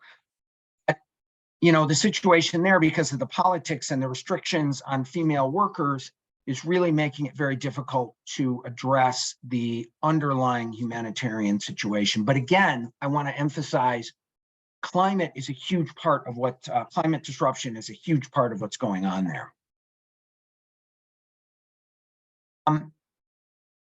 More frequent disasters, stronger and more intense and more frequent hurricanes and typhoons are a huge result of, or a huge part of climate disruption. I want to talk a little bit about that. This is Marie Eden Bellin. She's 49 in the Philippines, and she and her husband put up this makeshift shelter using salvage wood and iron sheets that were the remnants of their home, which was destroyed by Typhoon Goni and Typhoon Vamco, which were right on top of each other, these two terrible typhoons. And they had to build this shelter right away in order to protect their 2 young children. She washes other people's clothes to earn money while her husband drives a motorized tricycle. They're saving up to build a new home for their family. And, you know, the hurricane killed 25 people, injured more than 300, and affected more than 500,000 families, destroying tens of thousands of homes and destroying the infrastructure all around the area. CRS Philippines and our partners, Caritas partners, are assisting families like Maria's and by providing emergency shelter tarps, shelter tool kits, hygiene and water kits, and then we have shelter engineers that are working with families to build and rebuild houses that are safer and more resilient for the kind of climate disruption that they are going to be facing. We don't want to help people build back houses that are just going to be destroyed again. We need to help them to build back better houses that are going to survive whatever comes their way, unfortunately. Providing employment is part of our strategy in protecting the environment. Climate adaptation can create jobs, and this is a really wonderful example from Niger. Niger, just to set the stage, is a country in kind of northwest Africa, very dry. There's of course climate impacts that have affected agriculture and long-term rain patterns. And then there's a terrible set of conflicts, and that combination has really been very disruptive to the lives of people. Aua is a 26-year-old mother who was raising chickens to make profits, but this really barely met her basic financial needs. She had a passion for trees and wanted to start a plant nursery and help people to plant trees in order to restore the environment that she saw, where people have cut down trees and where the climate has changed, has resulted in more desertification, less stable soils, and lower production. So when her father was alive, he actually owned a nursery, and he produced and grafted plants. And in 2020, she was part of a CRS program that offered young people like her training in various agricultural areas, and she chose to learn about plant nursing and grafting. She was the only woman out of 9 participants in this area, and during her training, she worked with experts to learn about a whole set of techniques for natural regeneration, composting, seedling production, and restoring the environment through natural methods. And, you know, as a young person and as a young woman in her community, it was a very empowering experience for her. And we're working with 12,000 youth in that basic area, provide these and other similar skills related to regenerative agriculture and protecting the environment. It's really kind of an exciting way where youth and entrepreneurial young people can benefit from protecting their own environment as part of their community. Education is, of course, huge and important strategy for resilience. And so we are doing a lot of climate smart education at the high school level in farming communities. This is Adriana Caballero. She's 17. She's a student I think she's in El Salvador, and her parents are farmers, and she's very proud because now she is teaching them about new ways to do agriculture that are more sustainable and more resilient. Her agricultural high school learning has attracted other rural youths to get to know new agriculture techniques that preserve the environment. And this is all part of a 12-year project. CRS El Salvador, Caritas, and other partners have been implementing with smallholder farmers so they can survive drought, restore the soil on their farms, and renew their ecosystem. Central America is one of the most climate impacted parts of the world. And I think, you know, in our country, we have I think, a rather unproductive debate around the issue of migration to our southern border.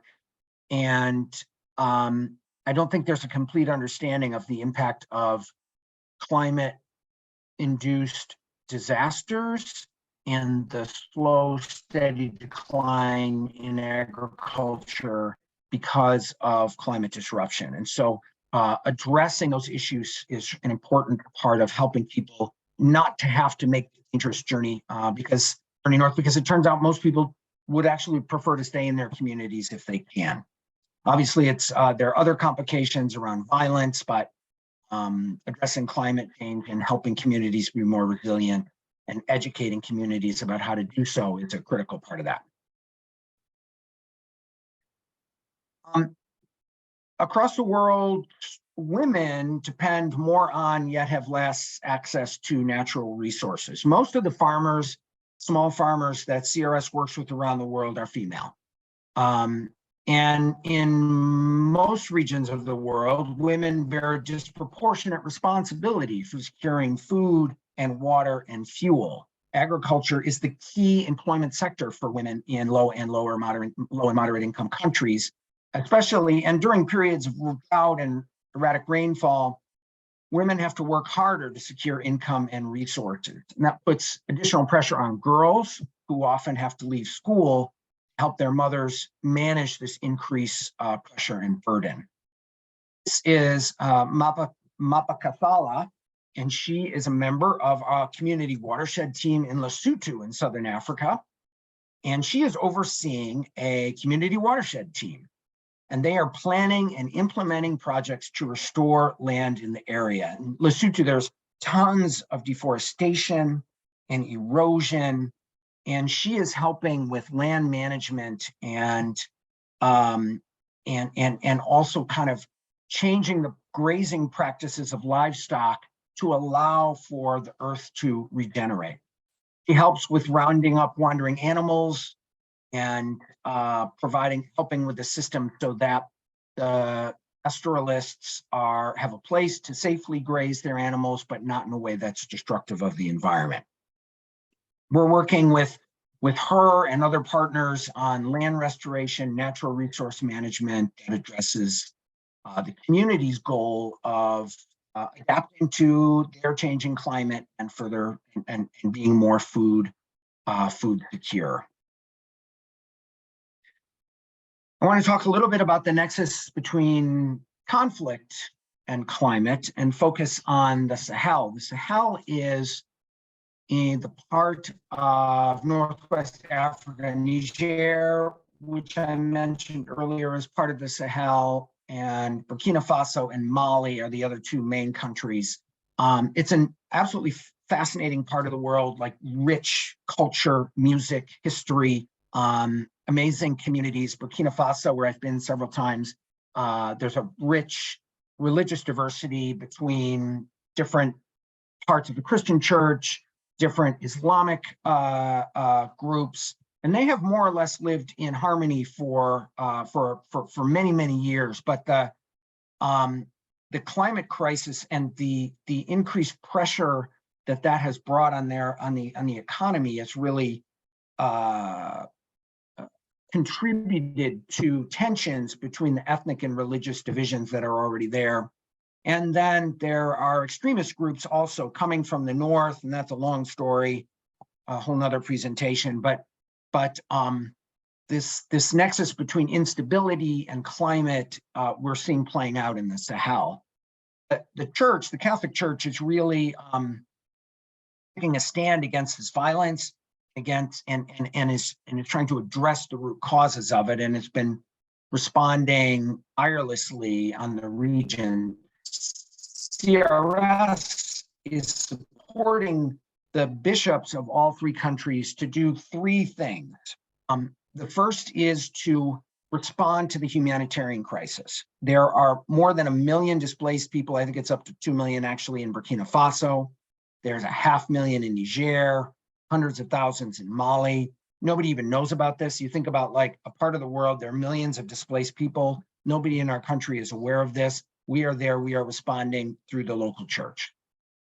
The second thing we're doing is working with those on the ground in the most vulnerable areas to address the root causes of climate change and environmental degradation, and to build and strengthen the cohesion of those communities so they're more resistant to the kind of the wedging that these extremist groups do to divide pieces of the community.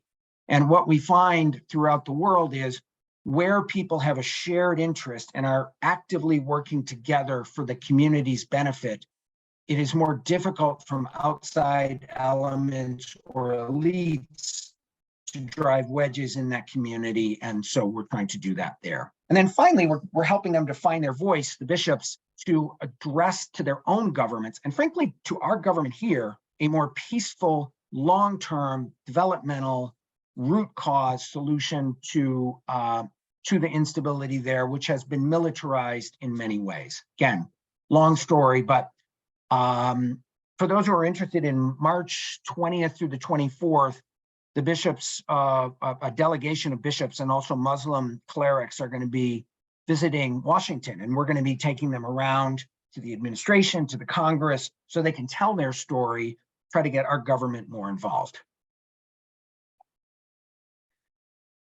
So what can people do? I think, one, I hope you've seen that there are many ways that we can help on the ground communities to adapt and to find a future for themselves in the midst of the climate disruption that they're facing. And your support for CRS certainly is a critical element in helping people to respond and to survive and to thrive in the midst of this situation. CRS is also, in partnership with the Bishops' Conference, organizing 2 campaigns that are related to this issue of climate change and its impacts. And our goal is to create momentum and transformational change through policy and advocacy for those experiencing hunger, violence, and forced displacement. We're doing 2, and these campaigns are, the idea is, through prayer, through learning, and through action, we can work together to be catalysts for the common good.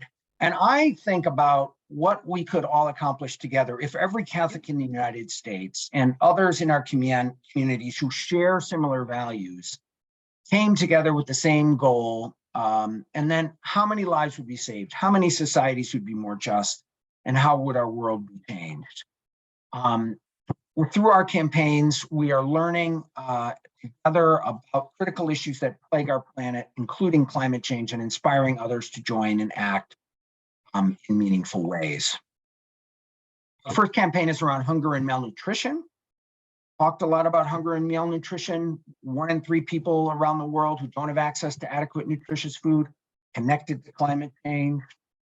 Our goal is that people are free from hunger and achieve optimal nutrition and ultimately thrive.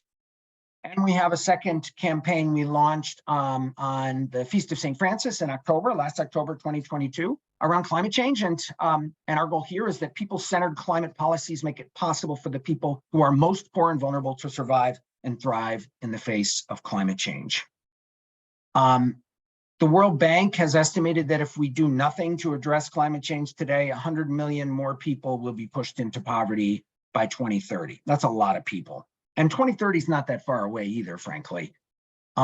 With just 7 years left before 2030, for us to take the kind of collective action to prevent that sort of impact, we must use every day wisely.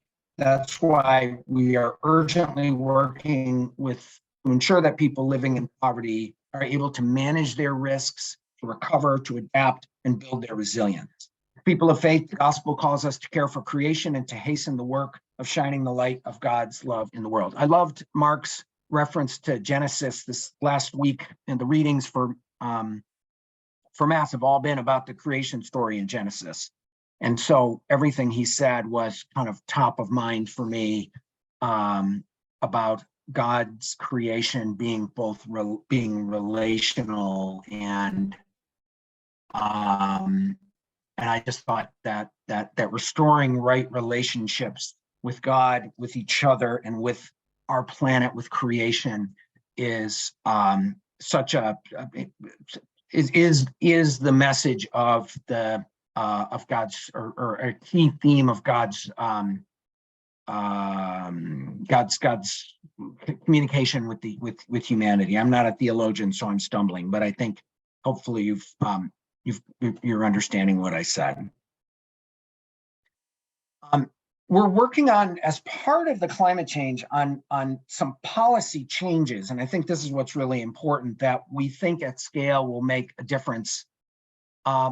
Last Congress, as part of the campaign, we helped to pass a Global Food Security Act. There are a number of follow-on steps that need to be taken that we'll be working on in order for our government to best help people to adapt and thrive. The Farm Bill, huge piece of domestic legislation that has both a climate change element in the United States in terms of conserving land and restoring it. It also has a climate change element overseas. There's an international title, and we're and for example, we're advocating that less international food aid be shipped on carbon emitting ships and more be purchased locally within communities to help create resilient markets for people. There's something called the Green Climate Fund, which is an international fund that supports climate mitigation and adaptation. We're advocating for it. We're also working on new legislation over the next couple of years that will make further recommendations in law for how we can help those who need help. And finally, we're trying to build bipartisan support for addressing climate change. I will say, I know, bipartisan sounds like a word from the Jurassic period or something.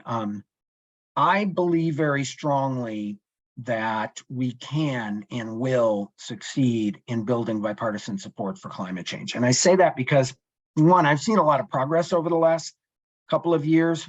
Our own domestic climate problems, I think, have made it harder for people to hide behind a rock or under a rock on climate change, even in the Congress.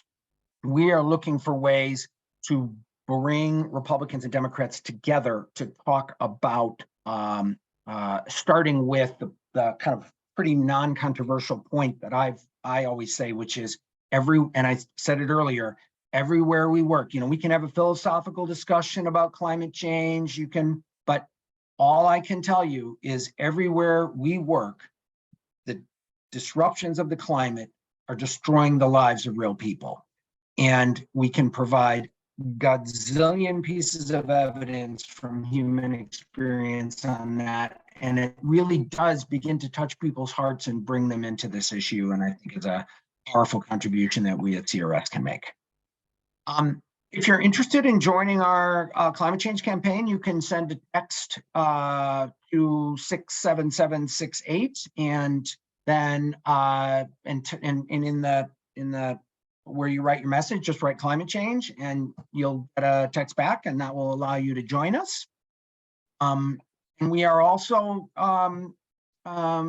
starting as a kind of our most serious effort, communities of supporters called chapters. And I am going to invite Larry Blankmeyer, who is a chapter leader of ours, who offered to describe how he has participated with us as a member of a chapter and how that has made him feel about his ability to make real change. So with that, Larry, I was going to turn it over to you, and maybe I'll stop sharing my screen.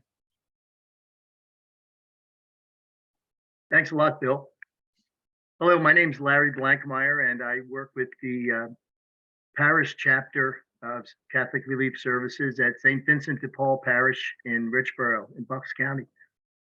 It's really nice to be with a group so passionate about advocacy and for making the world a better place.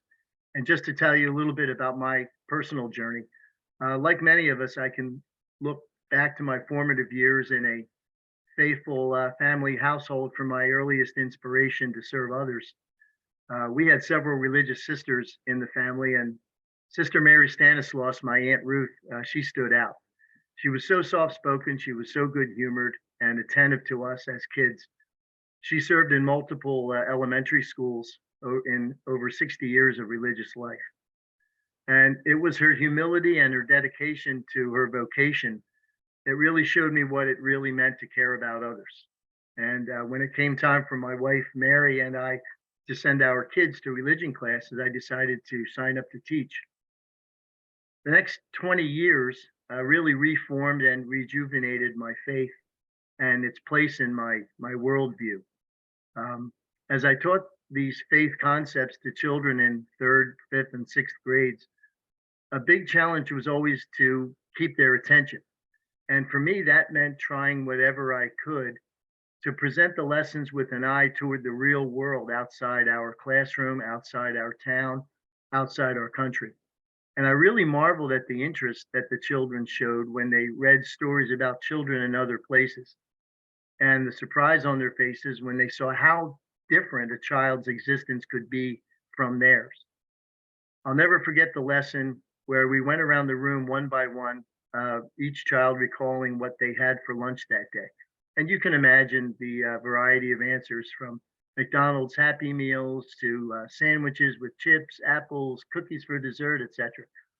And I asked the class to imagine being one of the millions of children around the world who had nothing for lunch that day.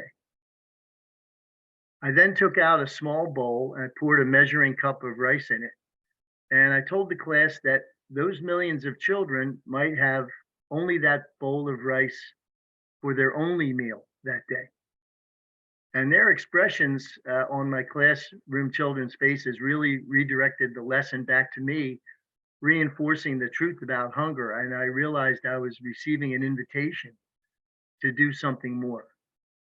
I continued to teach for some years after our kids had grown too old to attend. And as I approached my 60s, I began to think about what a blessing it would be to someday retire. I saw that our parish was engaging with an organization called Rise Against Hunger to plan a meal packing event. If you've never had a chance to participate in such an event, I can tell you that you would not come out of it without a new perspective on the world, a new perspective on hunger. Imagine 100 volunteers gathered in a church hall, assembling 10,000, 15,000 meals or so in just about an hour. Of course, then the meals are shipped to a hungry community thousands of miles away. And I remembered how satisfying that was, but I also wondered how it was that many meals could be packed in such a short period of time. So I took one of the finished meal packages, which I could easily hold in one hand, and I read the label. Contents: 6 meals. 1 cup of rice, 1 spoonful of soy protein, packet of flavoring, a packet of vitamins to feed 6. And that was a really powerful reminder of how so many of us have so much, while so many have so little. And this became my motivation to make hunger advocacy the focus of my service life. Being invited to start a Catholic Relief Services chapter in our parish gave me the opportunity to act on that motivation. These chapters are small communities of advocates who live in the same parish or the same diocese, or perhaps go to the same schools. All of the members are inspired by faith, and we meet regularly, and we receive really outstanding guidance and support from CRS. So in 2019, a team of CRS professionals visited our parish and spoke with a prospective group of volunteers and gave a really nice informal informational introduction to the work of CRS. With this advice as our guide, we decided to venture forth and start a chapter. And our first action was contacting our local representative in Congress named Brian Fitzpatrick. He agreed to meet with us in person. So we three intrepid volunteers, all constituents, put our heads together over a cup of coffee and decided at our meeting with Congressman Fitzpatrick what each of us would say about the topic at hand, which was early child development. The notion that paying close attention to nutrition and nurturing in a child's first 30 months of life can make all the difference in their lives.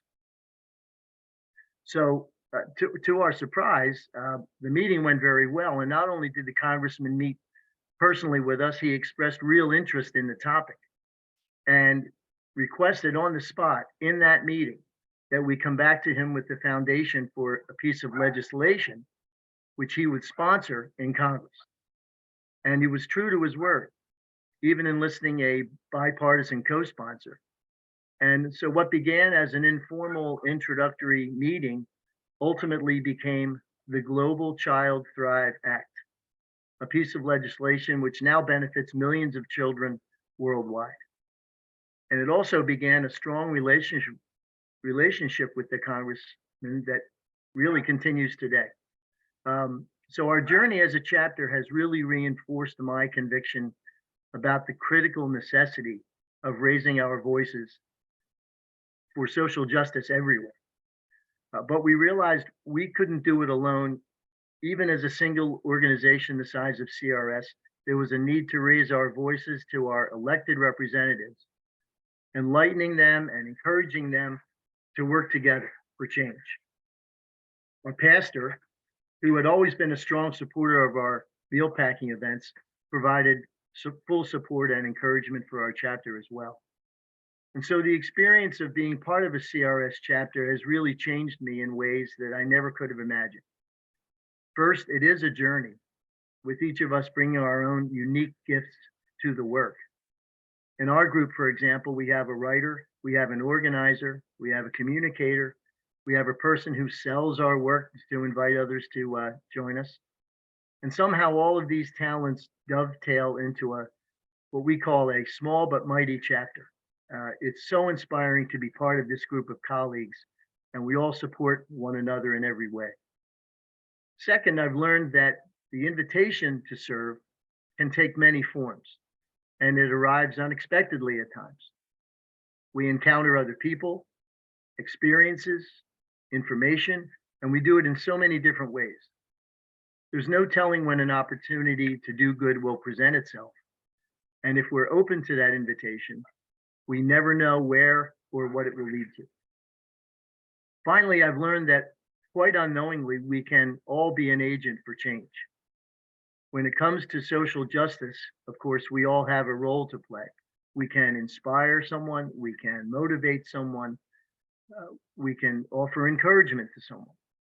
Whether we decide to become actively involved, whether we spread the word, or whether we make a small financial sacrifice and support, we all can be instruments of change and own our impact on the lives of others as our chapters around the world can advance the issues of climate and global hunger and the interrelationship between them. Thanks so much for your time. And if anything I said inspires you to think about forming a chapter in your area, watch for a link to be dropped into the chat and fill it out with your contact information, and someone from CRS will get in touch with you. Thanks again.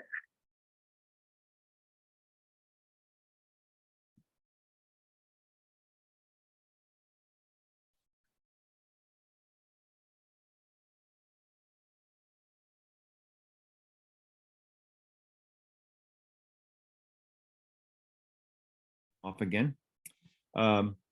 So I want to again say thank you to Larry and also to Bill for their input, their insights, the sharing of the slides, the pictures of so many people around the world. And while I was listening to Bill, I would want to make comment that I used the word in my mind and then shouted it out in the chat, Harambee, which was part of Kenya and Tanzania's words for building together. And I think that's what you've been about most of your life. And that's a salute to you as another wonderful human being. So reminder again, to put any questions in the chat. I think Joe Clemente is going to work with us to organize a few questions for all of our speakers. Any donations needed to be shared with Joe Clemente. He has posted his address in the chat. If you have a problem and can't get to that, you can try to reach either myself or Steve Maggetti, or even throw a question back to CFPA up in Princeton, and they will get that detail to you. But we do value your willingness to share a small amount of donation to help us support our honorariums, as well as the work that Sacred Heart Peace Ministry has been about for about 20 years now, as a peace 20 ministry, years. and we're dedicated to nonviolence. 20 years it is. Mhm. And then finally, I did mention earlier that Bishop John Wester, Catholic Archbishop out in New Mexico, will be speaking at CFPA in Princeton in November for their annual big convention. I've been there for many other of those events, and they always have a great moment in time. And then save the chat at the end. If you can't do that, we'll try to hold on to that for you. This video recorded will be available probably by next Wednesday or Thursday through the CFPA website, if you want to come back and look at it or share it with other people. Questions, Joe, Clemente, do you have anything that you want to ask of us?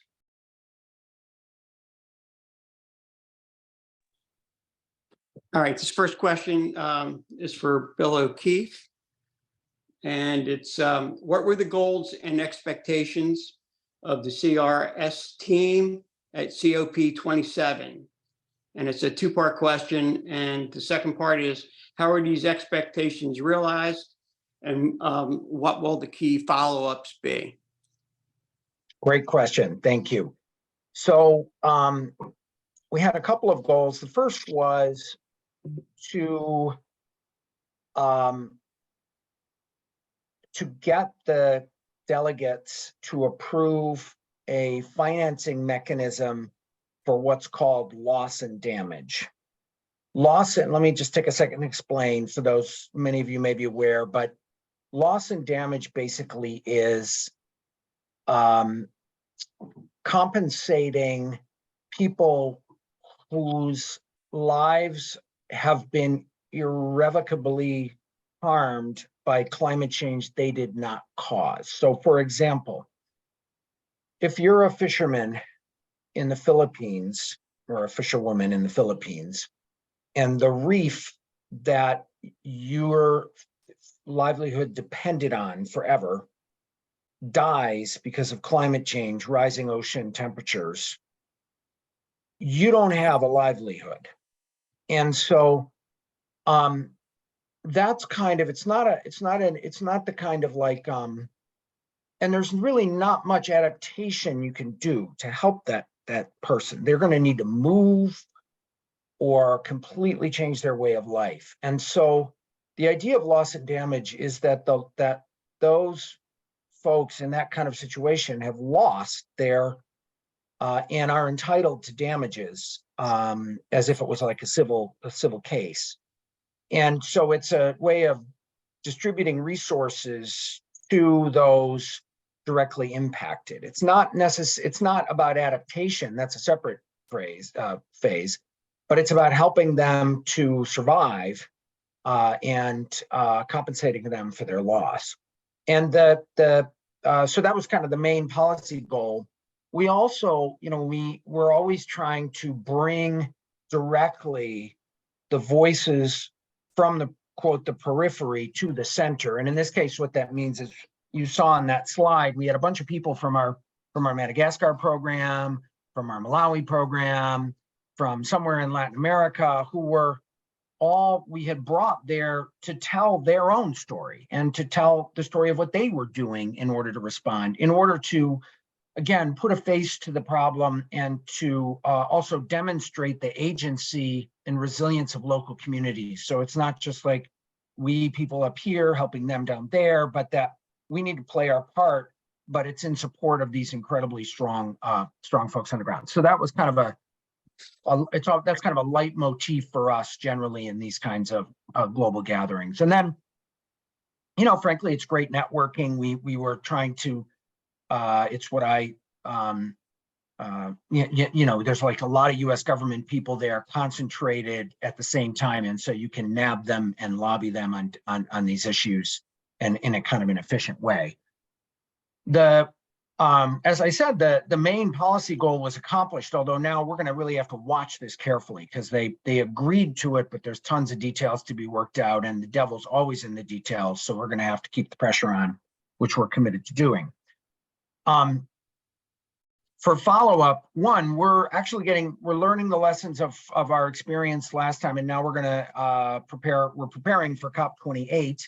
We are, and then we're meeting with and putting pressure on the U.S. government delegation so that they follow up on their commitments and keep trying to push the U.S. to take leadership in these areas through our lobbying. Just while I have the microphone, I want to say a quick question or a quick point that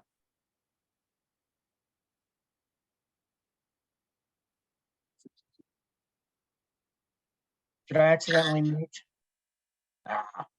There's something called the Congressional Management Foundation, which does research into effective advocacy to Congress, what works. And their latest result is that much more than the impact of congressional leadership and party leadership, concerned citizens are what get members of Congress to decide what to vote for. And I think this emphasizes a point that Mark made, that we need to work on converting on our own conversion and confession, and then figuring out how within our communities and within the church to bring that process of helping people to, through faith, which of course is always, and through the gospel, a process of conversion, but to go through that process so that they can join us in contacting our legislators, because that's what's going to make the difference in our country. I mean, they really are responsive. If you talk to these congressional staff about what works in getting their boss to vote a certain way, it's not Kevin McCarthy calling them, actually, it turns out. It's what they're hearing from their constituents. I find that extremely hopeful, because sometimes it looks like the whole system's gamed. It's not. It actually isn't. It's just because we're not acting enough. We're not on them enough. And so, it's the ball's in our court, basically. Thanks.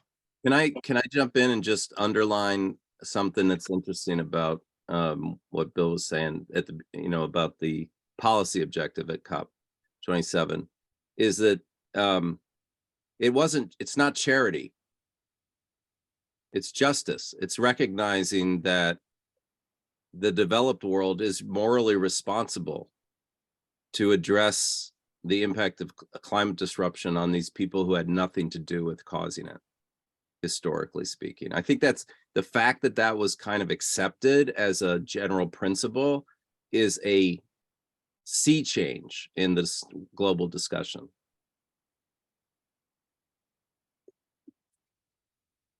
Thank you, Mark. Joe Clemente, do you have any other points of reference or questions for our panelists?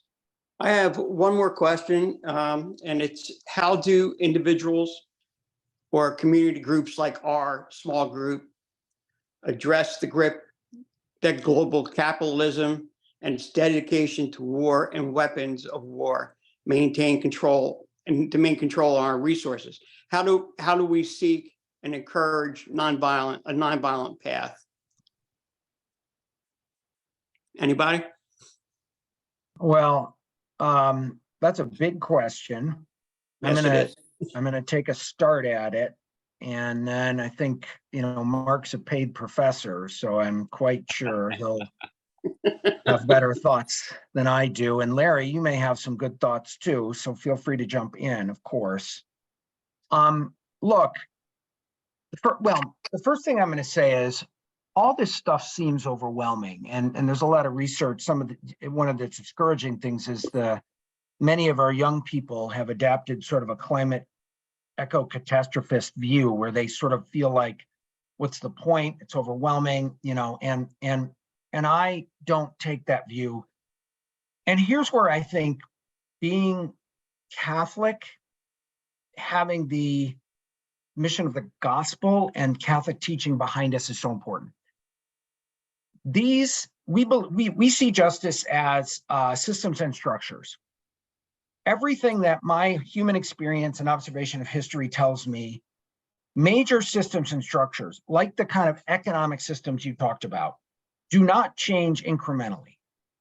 They change one day, they're going along, and then one day they're changed. Now, it may be longer than a day, but here are my examples. Millions of people were pushing on the Berlin Wall for decades, dying, pushing on that wall, literally and figuratively, to push it down, to bring freedom to the Soviet Union and to make changes in that system. They did not survive to see that literally one day it fell. I mean, you all, most of you were there. Remember, it happened in such a short period of time. Apartheid. There's apartheid. There are people pushing against it. People are dying, and it's there, and then almost in an instant, it isn't.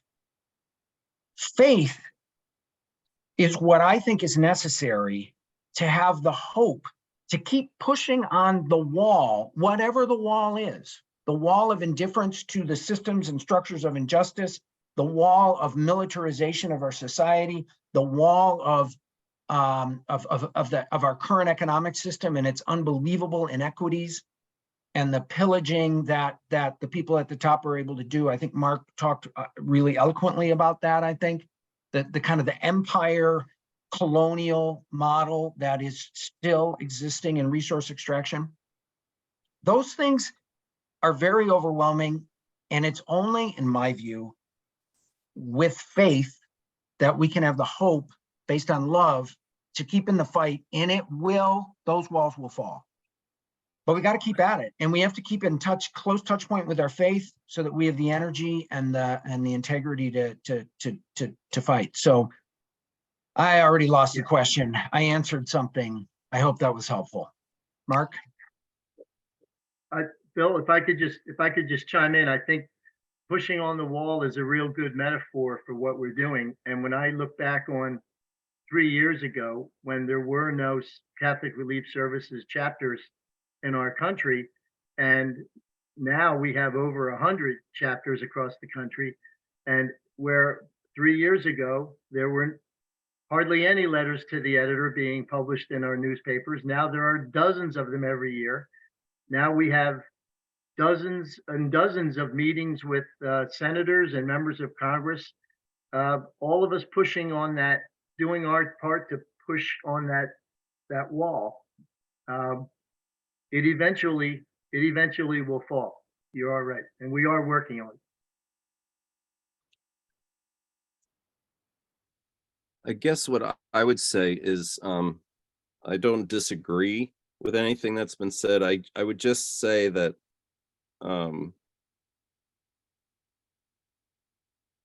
so Christian faith is faith in God's plan, right? So we work hard at trying to address an issue that strikes us as blatantly anti-gospel. So the fact that on a planet where there's plenty of food to eat, there's children dying of hunger is it's an abomination, a moral abomination. So we work to address that, right? And we work to address it by meeting the immediate need and getting food in people's hands. And we also think about it from a structural perspective. That's that international part of the Farm Bill is we try to create local economies that can support themselves. But at the yes, but at the same time, I think we need to be, sometimes if we put all our emphasis on trying to accomplish some particular end or goal, that end or goal becomes a trap where we think if we don't accomplish it, then somehow we failed. When I think that the story of Jesus on the cross is that he was faithful. He was faithful to his call. Now, his fidelity, God recognized in resurrection, right? But that wasn't what Jesus didn't know that when he breathed his last. He didn't know he was going to be resurrected. The human Jesus did not know. Yes. He just knew he had to do the right thing regardless of what might happen. So I think, so I guess what I'm saying is we're supposed to do our bit. And then if each of us is doing our bit, then things will happen. Right. But if you don't do your bit, then nothing's going to happen. Right. So we got to each do our bit. So in terms to answer the question directly, what can local communities do? I think it a lot. One of the first things I would do is learn about your local community. So a lot of people here are committed to Camden and are connected to Camden.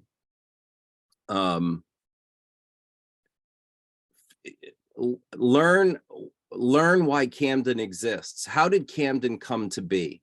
How is it that in this one of the poorest cities in the United States, it houses some of the most polluting industries on the planet? How did that happen? And then strategize with groups that are in the community to try to mitigate that, right? So if the waste treatment plant for Camden County, which treats 70 million gallons of wastewater every day, is located in a neighborhood of 1,700 people, which is where Sacred Heart Church is, then maybe we need to advocate that the people that live near that waste treatment plant and have to deal with the smell, which we were just there yesterday, and the smell was I kind of was amazed that it was as powerful as it was. Maybe they need to get some kind of reparation.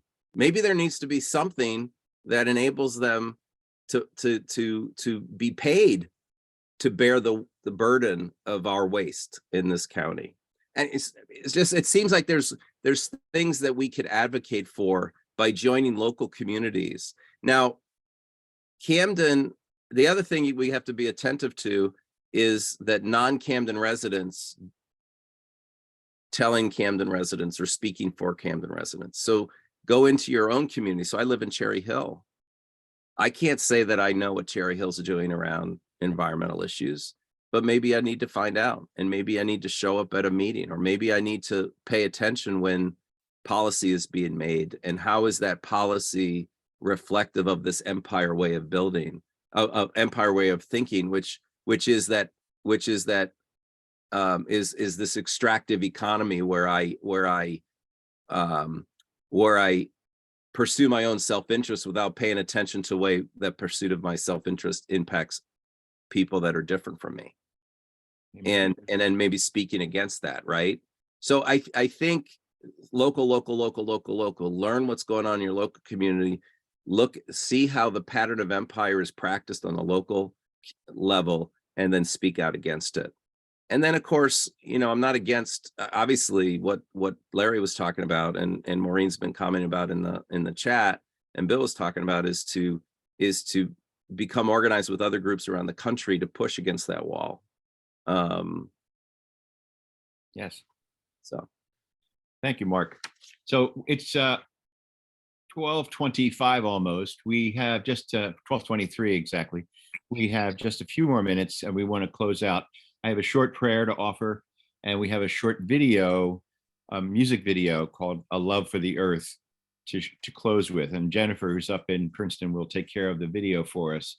And also, just to say to Bill, I have a piece of the Berlin Wall upstairs in my bedroom that we had a young woman from Berlin who lived with us for a year when she was a student, high school student, came over, and she went home and brought back a piece of the rock. So here's a prayer for leaders impacting climate change. God of blessings, the universe sings of your glory. Deepen our gratitude for all you have made, and awaken in us a renewed commitment to care for the earth and for each other. Inspire leaders with openness to listen to those most affected by climate change, and with courage to act urgently and wisely, so that our common home may be healed and restored, and that all people and all generations to come may delight in that. O Lord, help us to turn from the selfish consumption of resources meant for all to see the impacts of our choices on the poor and the most vulnerable. And we ask you Lord God, in this way, that she may watch over us and care for all of us. I want to thank everybody for your participation. We will, with Jennifer's help up in Princeton, save not only the recording, but the chat that we have. And I'm going to ask her now if she would share with us that final video, which I think is such a wonderful salute to who we really want to be and are potentially. Thank you, Jennifer.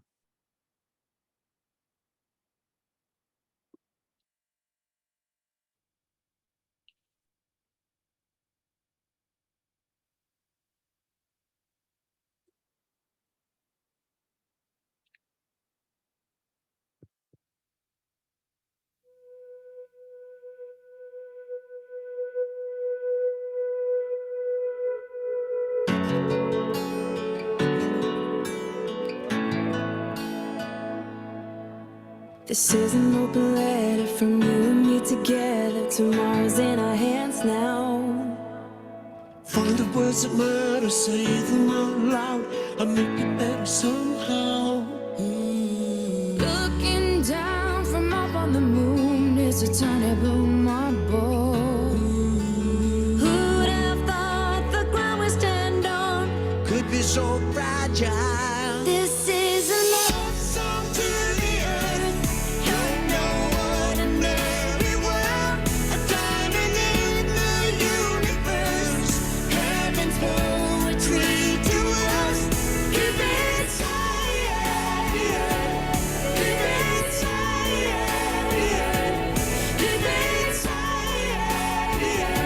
'cause it's our world. It's our It's not about possessions, money or religion. How many years it might be. When the only real question that matters is still a matter of perspective. Looking down from up on the moon, you're a tiny blue marble. Who'd have thought the ground we stand on Could be so fragile. This is a love song to the earth. You're no ordinary world. diamond in the universe. Heaven's poetry to us. Keep it safe. Keep it safe. Keep it safe. Keep my words safe. It's our world. Bang, bang, bang, bang. Tell my earth is in a crazy mess. It's time for us to do our best.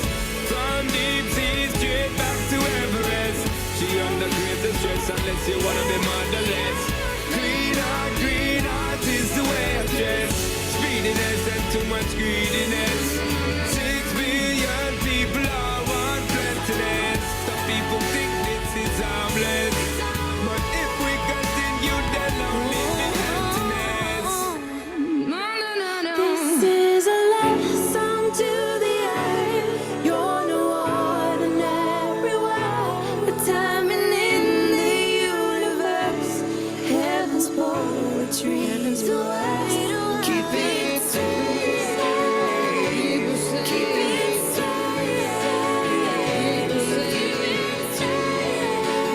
Special paradise.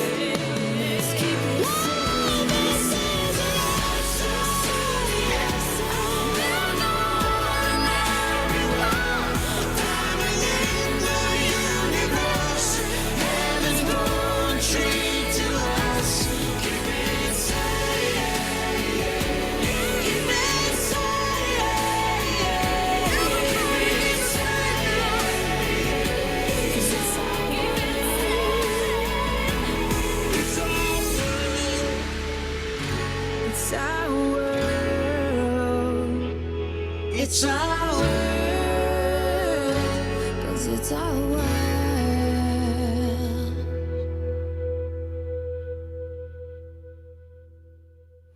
Please keep it safe. It's our world. It's our world. It's our world. 'Cause it's our world.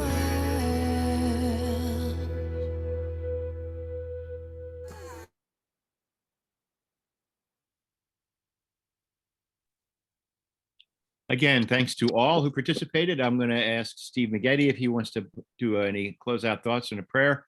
But also thanks to Joe Clemente and Judith Goff for their support and their additions of poetry and prayer and work to get this accomplished today. My Steve, only prayer will be that God bless our efforts, preserve the environment, to keep our world safe. Thank you all for coming, and we'll be back next year. yes, indeed. God bless. Thank you, everyone. Thank you. Thank you, everyone. Thank you, everyone. Peace to all. Bye, everybody. Bye-bye. Thank you. It was fun. Thank you. You're welcome. Thank you all. Thank you. Thank you. Thank you. Thank you, Look. guys. Thank you for everything. It was a wonderful conference. Thank you, Leslie. Very enlightening. Thank you, Dr. Leslie. It's always lovely to see you all. Thank you so much. Take care. Yep. God bless all, one and all. Bless. We'll see you in the streets later on. Yeah. With our signs. Yes. Bye-bye. for now. Yes. Thank you. Kathy. Thank you, Kathy. Hi. Thank you, Pat. Right here. Okay. Bye, everybody. Thank you. Thank you, Jennifer, for all of your help in making this happen for us. My pleasure. It was wonderful. Thank you. Listen, It was God bless. terrific. Teddy had to go to the airport, but he watched a lot of it.